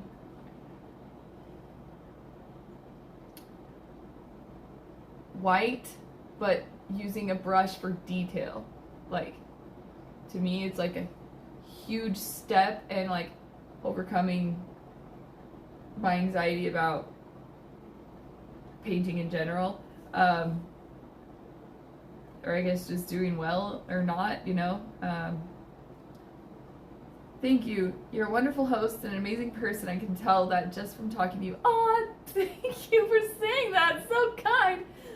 Ah, that's so kind. Expression of emotion through painting.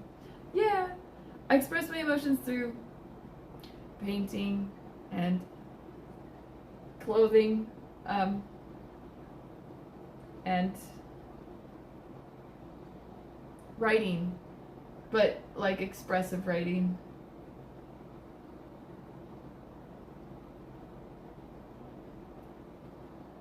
On my server, actually.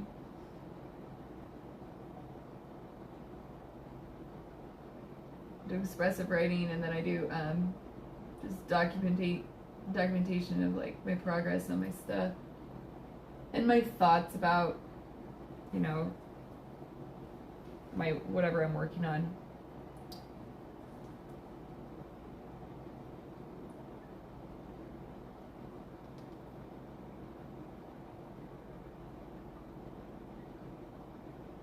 Also photography. I love photography. I love capturing life and freezing it.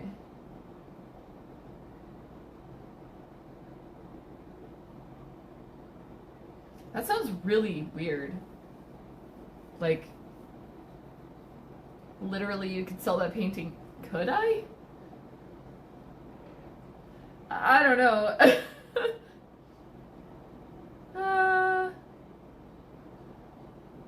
Thank you for saying that. I don't know.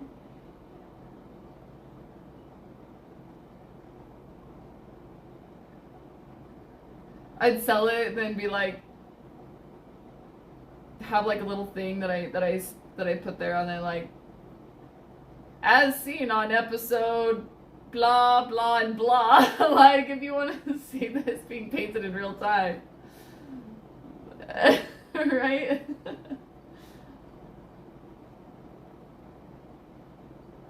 Here's the link to watch the creation of this painting. Yeah.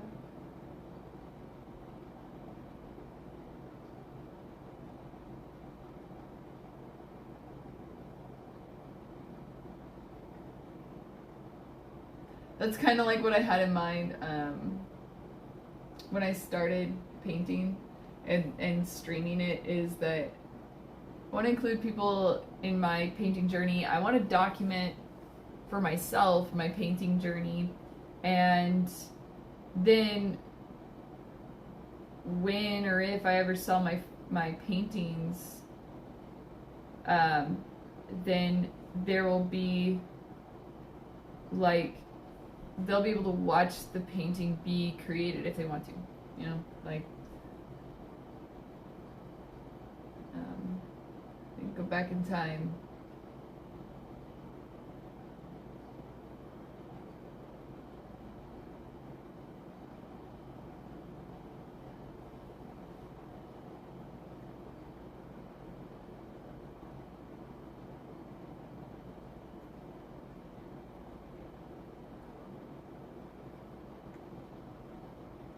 The idea is also for me to get to a point where I can do commission work live as well, right? And then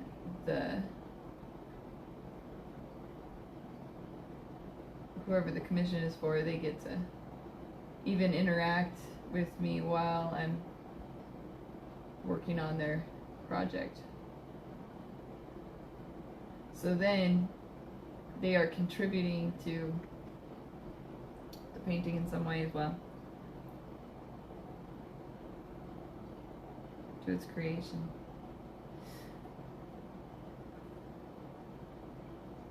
Yeah, you could for sure sell those, have a whole art gallery. The other idea I have, in terms of a gallery, if I was going to show my work in a gallery, I would want it to be a walkthrough, to where it starts with my first which I still have, my beginning work, and like as it progresses. So as the walkthrough occurs, or like as somebody is walking through it, they're walking through time, but they're walking through, like, the paintings will get more complex and more intricate as it goes along, because my first paintings are just like kind of abstract and not a lot of detail, and you could tell that I was new at it, and as it goes along, then it would become more complex because I get more comfortable with it and doing the detail and taking the time, and so. But somebody might be interested in my earlier work. Somebody might be interested in my later work. Somebody might be interested in one of my, somebody might have been watching the stream when that one was created. So even though it's my earlier work, they were there. So, but I guess the idea is to see progression, to actually be able to walk through the idea of progress, or growth, development. I'd walk through. You would? Aw, that means a lot. Thank you for saying that. True. I like that idea. Thank you.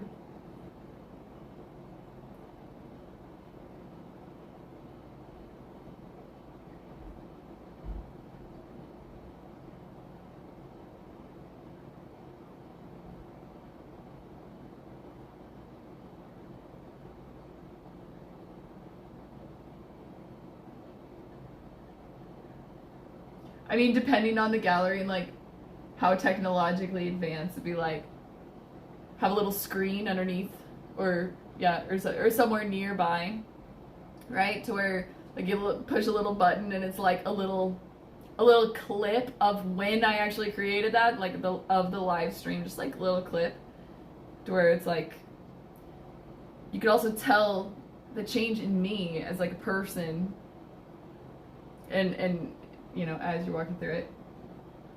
So, I don't know, these are just some weird ideas I have about if I were to have a gallery, how I would do it.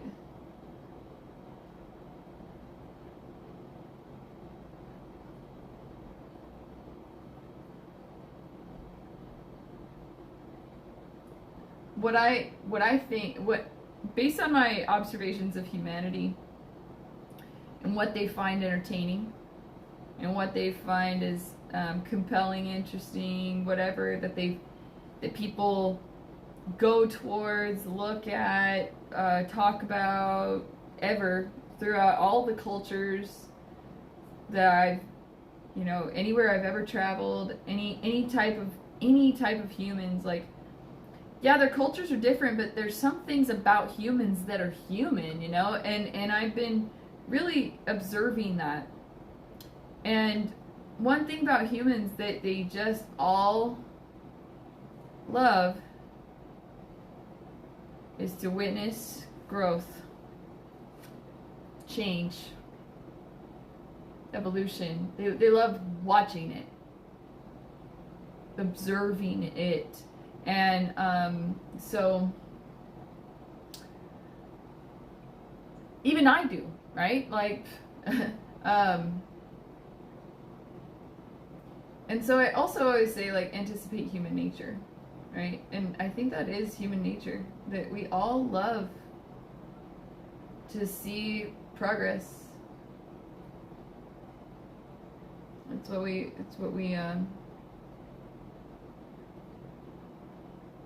people that garden, people that take care of animals, people that rescue animals, people that rescue children, people that help others. Like, it's about them witnessing, going from here to here. I seriously would, and then ask beautiful artists, can I take out on a date? Oh no, I have no more distractions. My distractions are all gone. Huh?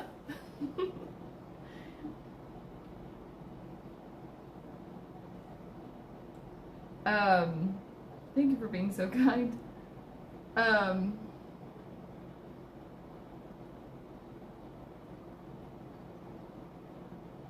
So when I realized this about humanity, and I realized this about myself too, like, I'm like, I want to document my own progress. Like, I could sit here and spend all my time, like, watching other people progress, but what am I doing, you know? Like, so then I wanted to document my own. And then ask myself, like, well, what am I making progress in, you know? And documenting all of the different levels of progress. Some of the world does, but most will hate and try to tear you down mentally. Of course. Yeah, of course. In fact, I'm so used to that when someone is being kind to me, I'm just like, huh? Did I miss something? This is a joke. You know?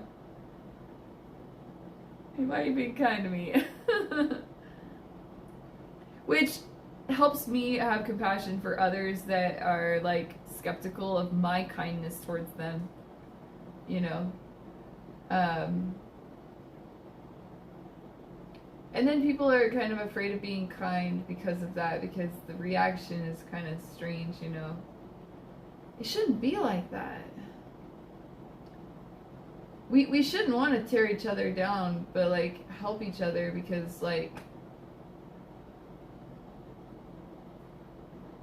as I've gone around the world and seen people, and I've asked them, you know, what's their dream job, or, like, what is their dream to do in life, and I listen to them, I take note, and then I keep doing that, and I keep doing that, you know, with many, many, many people, and I realize that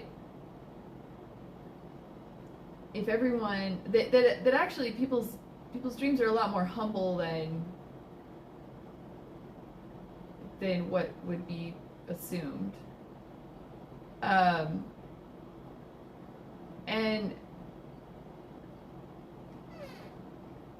But when as an engineer,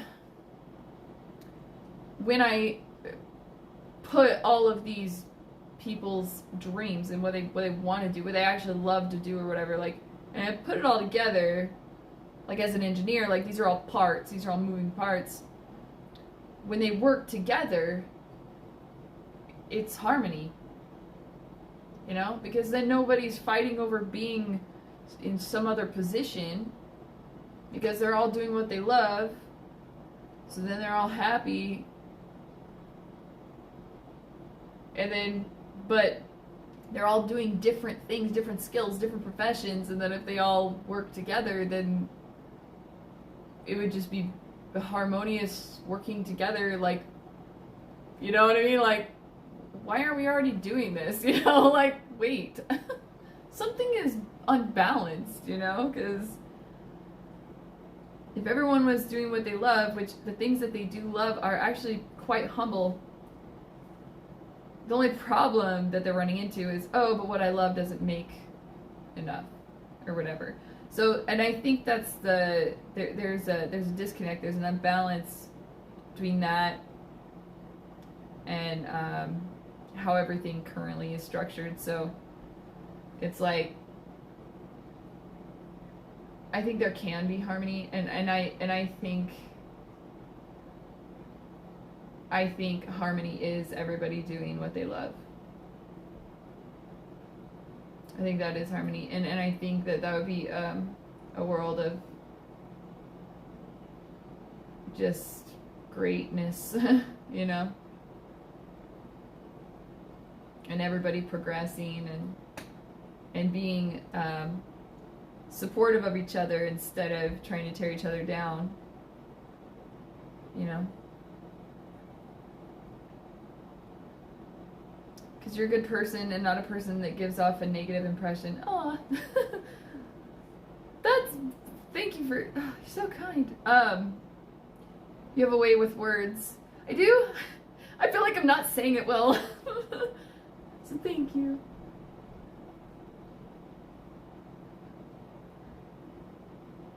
But I think that if we reach harmony like that, then kindness wouldn't be such a rare thing. It would just be how everyone is towards each other, you know?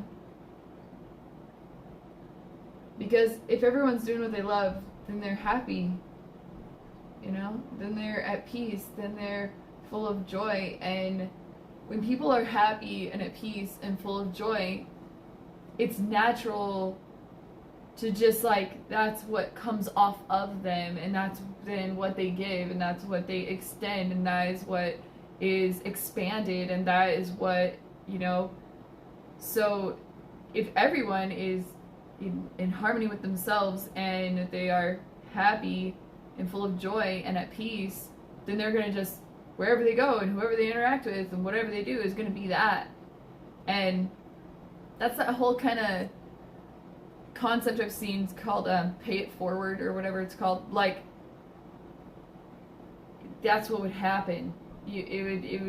That is what happens, actually, you know. That's our natural human like inclination. Like, we're having a crappy day, somebody comes up and is like really kind, and then we're like, huh. And then the next thing we know, we're running into somebody who's having a crappy day, and we're like, we automatically do self-reflection, and we're just like, oh, I'm gonna do, you know, like it's like a natural thing, and replicating something positive though instead of replicating something negative. I don't know. I just have like a lot of hope for how it can be. I do my best to make action towards what I hope for, so that if I can in any way help for that to become a reality, then I'll do my best, you know.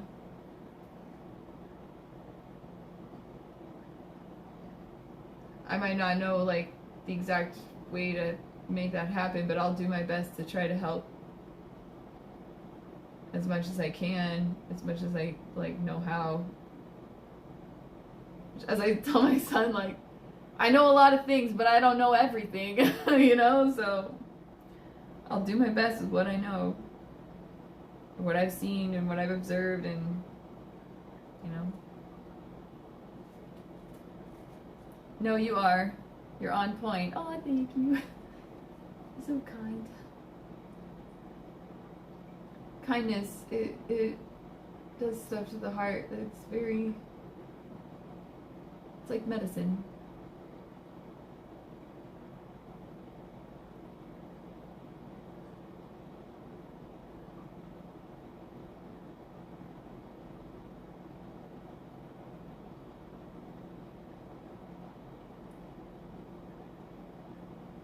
I can't believe I'm using white and doing, just like, I'm doing this. That's true, but sometimes people take the fact that they're not happy and treat you badly and talk to you like you did something to them. Yeah, and that goes to a couple, like, psychologically, but that's where I try to have compassion. I do my best to have compassion in those situations, because it's hurt people, you know. Sometimes I get triggered and then I just try to like chill out so then it doesn't trigger me, so that I can actually see the truth, that I should have compassion. However, you know, boundaries are extremely important, to where then, even if that's the case, even if they're hurt or, you know, they're going through something, like, they still shouldn't be in a place where they could hurt me. You know what I mean? Like, actually hurt me and cause me harm. And if what they're saying or doing is in some way causing a lot of bad stuff within me, it's like I have to have a boundary to stop that. Not because I don't have compassion for them, but because I have compassion for myself, and because I love myself, and it's my job to protect my heart and to protect my mind, you know. But I do have compassion for those that are hurting and they don't know how else to get through that situation, you know. I use art to get through those situations. And I talk to, you know, a professional, and also music. Music really helps a lot in those situations.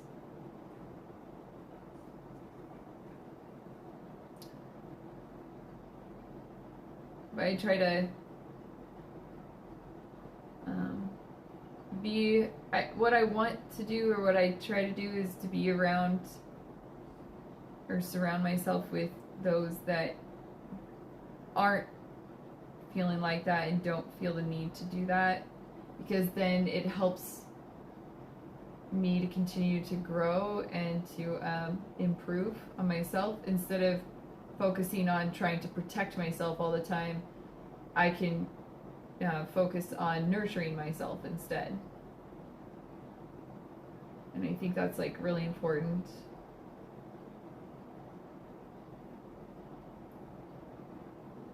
Positive people, positive intentions, right?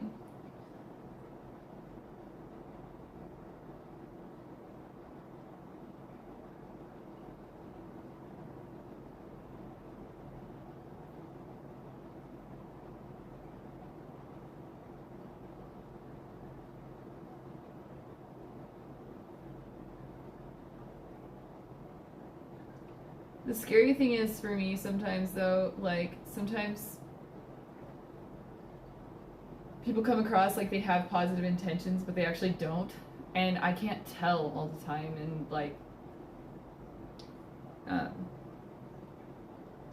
it makes, I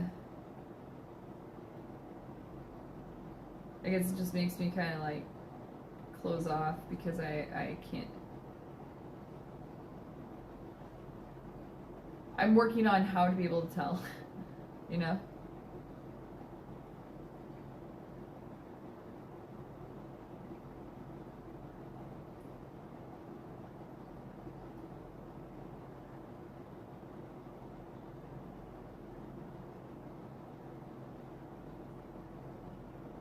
So I've been wrong.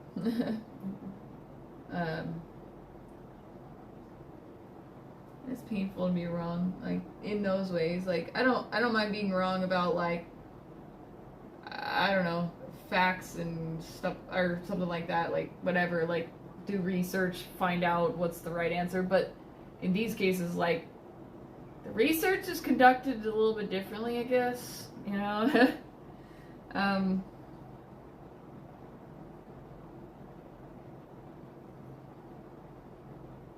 Positive outlook and not trying to start stuff with people for nothing type of people, right? Like, gosh, yeah. There's so much to do, though, like, in a day, you know, like, for me, anyways, like, maintaining my own value system with myself, like, making sure that fear isn't taking over me, like, you know, working on my own, self-growth and self-healing, like working on my own projects, like being a mom, like being a student. I have so many things to do in a day.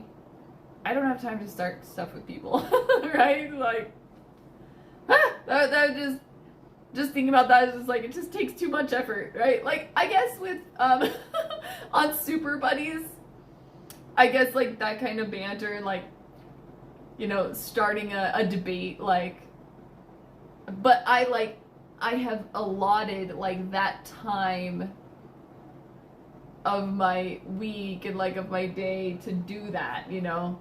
Kind of like getting in the ring with someone, you know? And, like, putting the gloves on or something, like, intentionally, I will be sparring, you know? But any other time, like, I'm not just gonna go around, like, trying to, you know what I mean? Like, hey, I know how to fight. Fight me. Like, what? No. You know? Just cause. True, because no one is perfect and nobody is going to know and have all the answers, right? You're super mom and you got this. You've been doing well with all of that in your life. Oh, thank you. I'm trying. I don't know. I hope I'm doing well.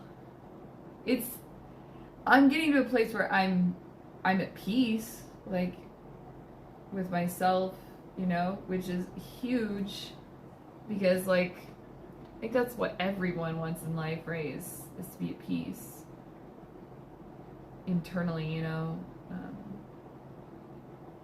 which means not being taken over by fear.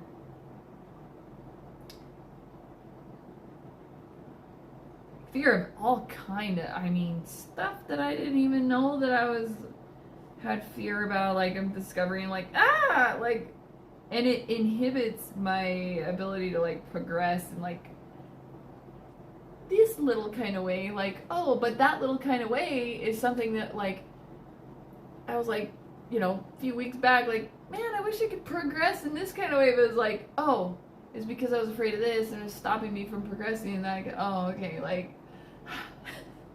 self-growth.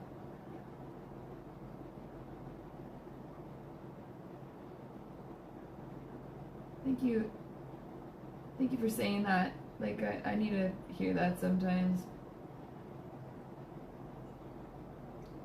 About, like, my mothering. It's very much something I care about. And I keep working on it.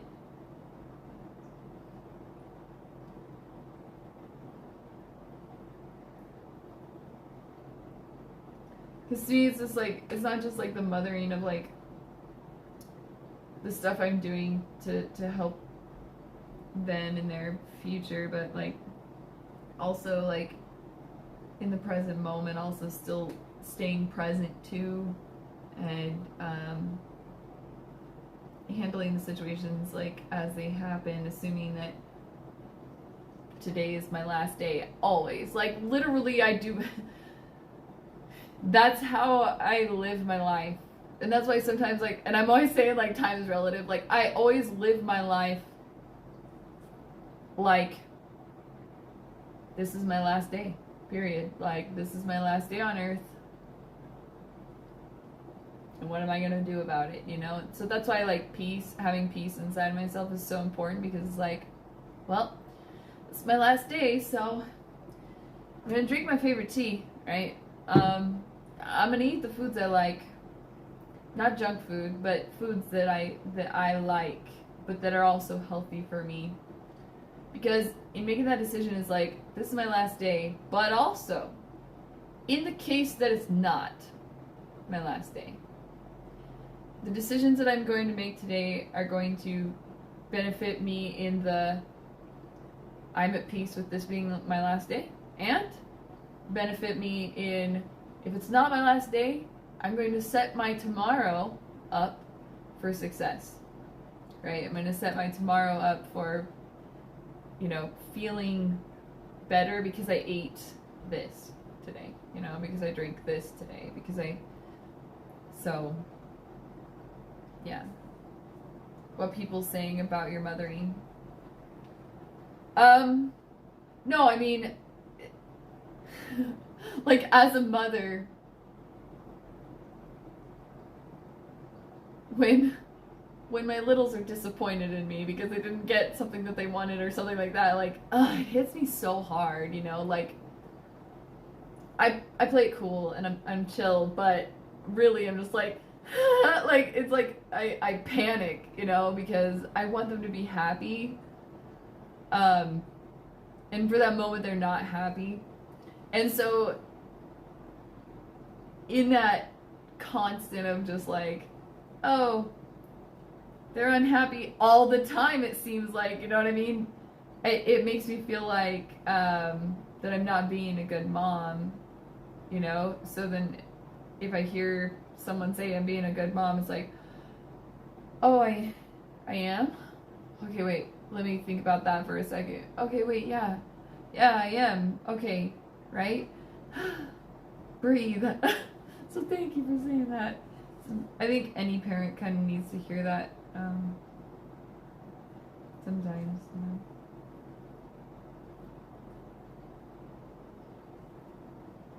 They have to learn that they can't get everything when they want it right. Because sometimes it's just not a healthy idea, you know? But they don't understand that yet. I try to educate them on, like, why, so then they don't resent me, you know? And as they're getting older, they're starting to understand. I'm able to speak to where they understand some things. And they're starting to be a little more okay with it. Like, I'm just trying to be a good mommy to you, you know? Like, and it means that I gotta, you know, not let, like, you know, come on. They'll understand later. It's a life lesson, right? 'Cause I mean, that is how life is. You don't just get what you want exactly when you want it, you know? Sometimes it's not healthy, or it's not a good idea, or like there's something that you could get that's better later, or like one of them wanted something, and they wanted it right then. And here I'm thinking about like what's under the Christmas tree, which is like way cooler, way better, like, you know. So I'm like, no, oh, and they're so mad because they didn't get it. But then, what was under the Christmas tree, which they just had to wait for a couple weeks or whatever, and then they got something like way cooler, you know? Sometimes I wonder if that's like how it is for us. You know, when we want something and then the universe is like, nah. But I won't say why. Because there's something way better. You just can't see yet, you know?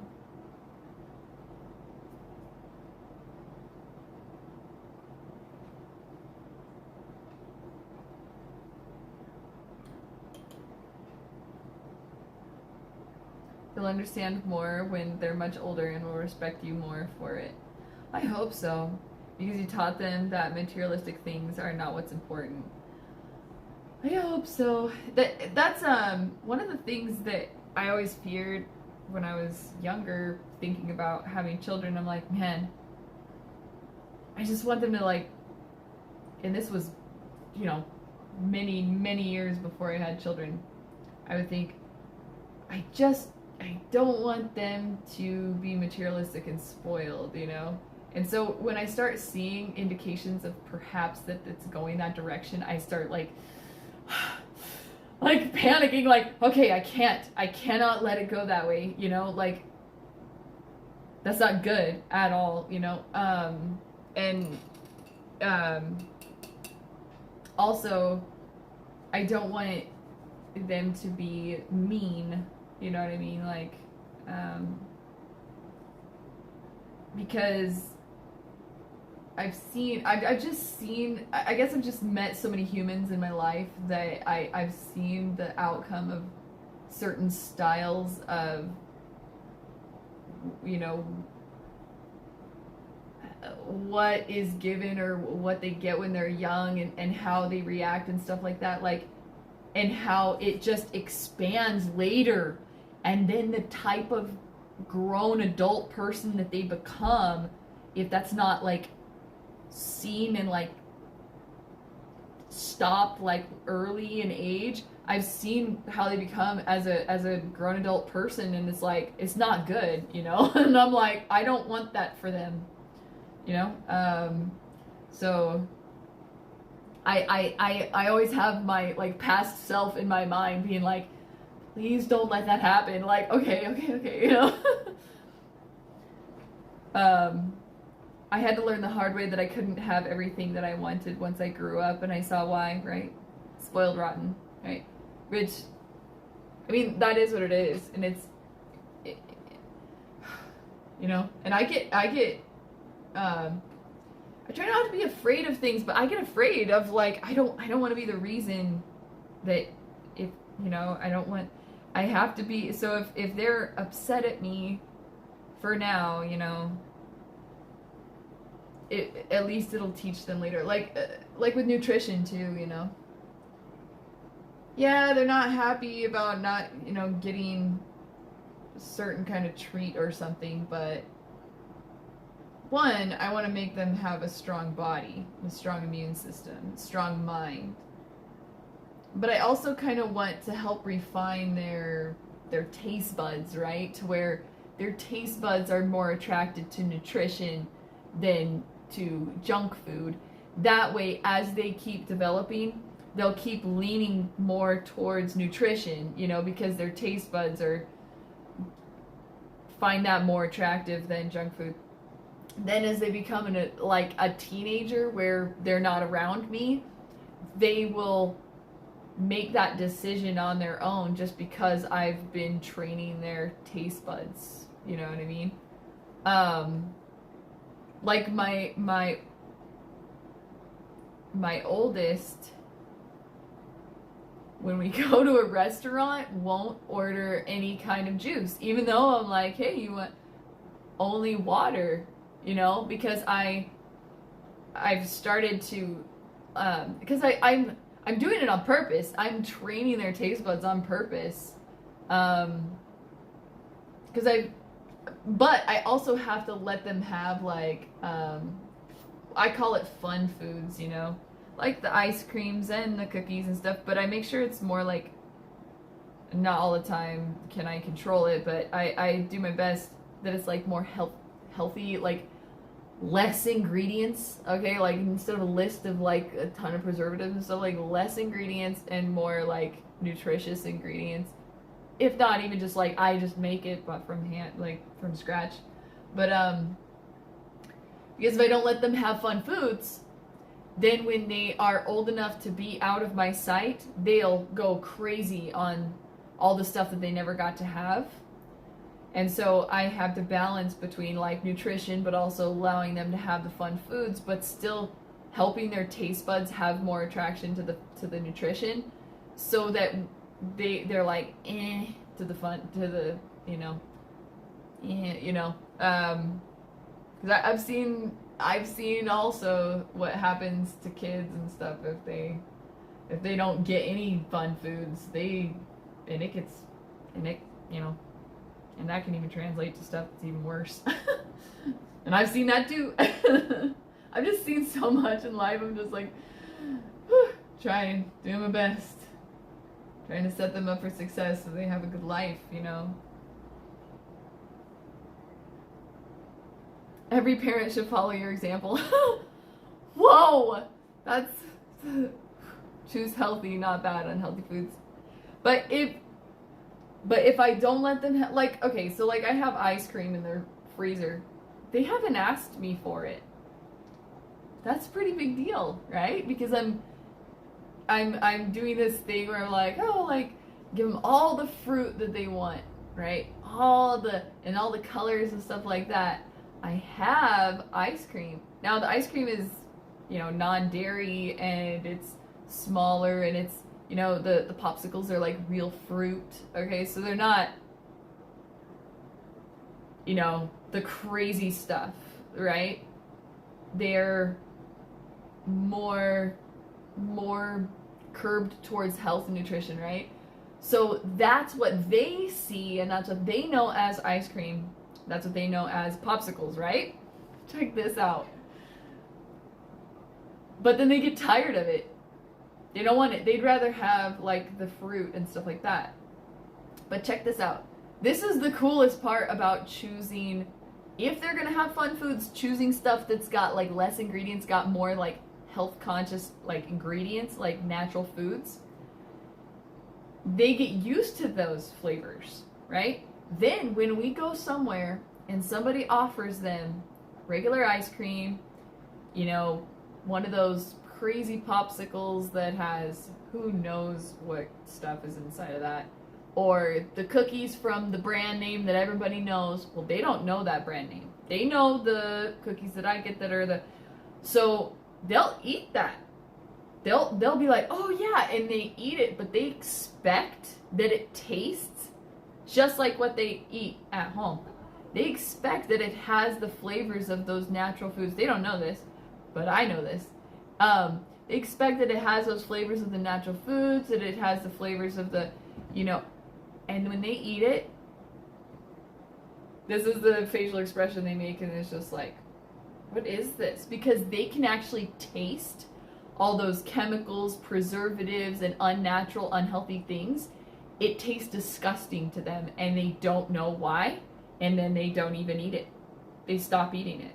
Then they don't. Then if that person ever approaches them with some kind of junk food again, they don't trust that person. They're like, nah, I'm good. And they won't eat it. Because they don't trust that that's going to taste good. Because I've gotten their taste buds used to real food instead of all those foods. I've been doing this for like a few years just to see if it works, and it's working. And I'm just like, yes. Wow, now that's interesting. Most kids went crazy with those things. Yeah, like if they ask for ice cream, I usually, you know, because it's a fun food, so it's like, I gotta make sure to balance, like, okay, have they eaten protein today? Have they had their, like, minerals and stuff? They have. Okay, you know. Okay, fine. But they haven't even asked, even though it's there. They know it's there, too.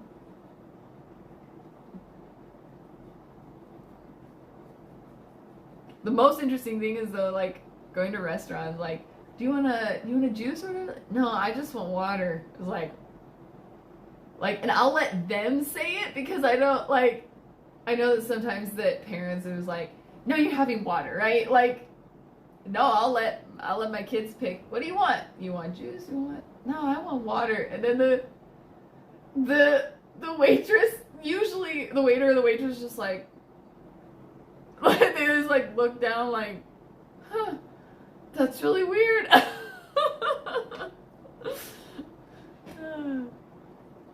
Even my littlest one, like, it used to be my oldest would want water and my youngest would want juice, and now my youngest is like, she doesn't want juice either. Water. Like, must be doing something right. But man, I went off on a tangent there. Thank you for the conversation. That I needed to hear that. You got a system, stick to it. I want them to be like rock stars in life, you know? Like, I want them to crave healthy and know why later. Like, I'm starting to educate them on why.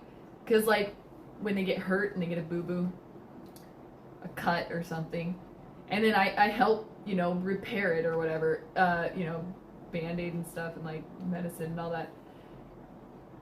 But then, and then I'll tell them, like, and that will get better and it'll heal and go away as long as you eat protein. Because it's true.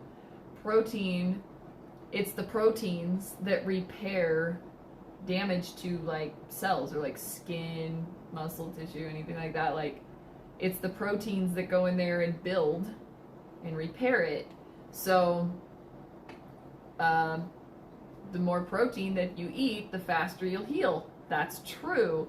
Like, and then like, if you have protein in your body, make sure to have plenty of protein in your body, and you get hurt, like, it's gonna repair quicker, right? And then also the nutrients and the vitamins and minerals and stuff.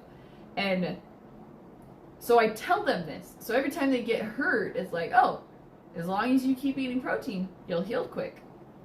And so then when they heal quick, they're like, it's because I eat my nutrition. It's because I eat my protein. And it's like, that's right. And so then they're like super happy about that, because they don't want to have a boo-boo for a long time. Who does, right? So it's, I want them to, like, I want them to be rock stars. I want them to, like, crave nutrition. I want them to understand why. And I want them to be strong and healthy and, like, good people to other people. And if they are, then already those things right there, those fundamentals will set them up for, like, success, like, to have, like, a successful experience, you know. No matter what happens, in life, that'll be what they'll go towards, hopefully, and it'll aid in their quality of life being positive, and that's what I want for them. So well, this is as much as I want to do for now. Crave healthy and be healthy, and not because someone told them to, and not because it's what you should do, because that's obligatory, like that's obligation, and making decisions out of obligation just plain sucks and leaves room for rebellion. But if being healthy and craving healthy is just how it's structured in their core, because I did that on purpose, then it'll just be that's just how you live. Oh, that's just what you do. Like, you don't do that? Oh, well, here's all the reasons. Like, it's a good idea.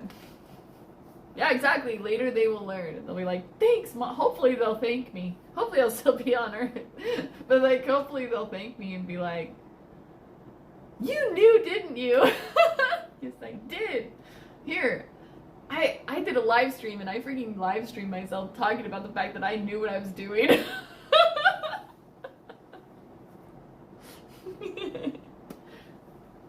Because they'll learn in the long run.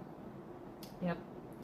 Just like I did. I learned all the things that, like, I wanted to do to set myself up for success in life. Just having an overall, like, good quality of life internally, you know?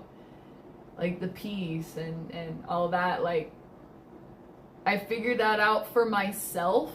And I'm like, man, I gotta... And then I had children, and then I'm like, oh, I gotta speed up this process, right? Because I gotta get that for myself, and I gotta implement that for them, too, at the same time. So, like, doing... all of us doing that at the same time, because I discovered it a while back, but I wasn't able to actually do that yet, because I didn't have the means to do it, but now I do, and so now we're all doing it at the same time, so it's good. And so far, I'm already having a better quality of life experience internally, and so I assume the same can be said for them. So...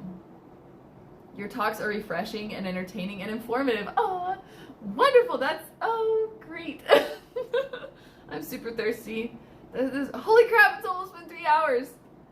Well, tune in tomorrow night for Super Buddies. That'll be fun. Totally different type of conversation. Yeah. But I'm going to end this stream. Thank you so much for hanging out with me. Feel free to hang out with me on Super Buddies tomorrow, 8 p.m. Pacific to 11 p.m. Pacific time. So this I may be finished with, or I may revisit later. I'm not sure. But have a wonderful evening, or morning, or afternoon.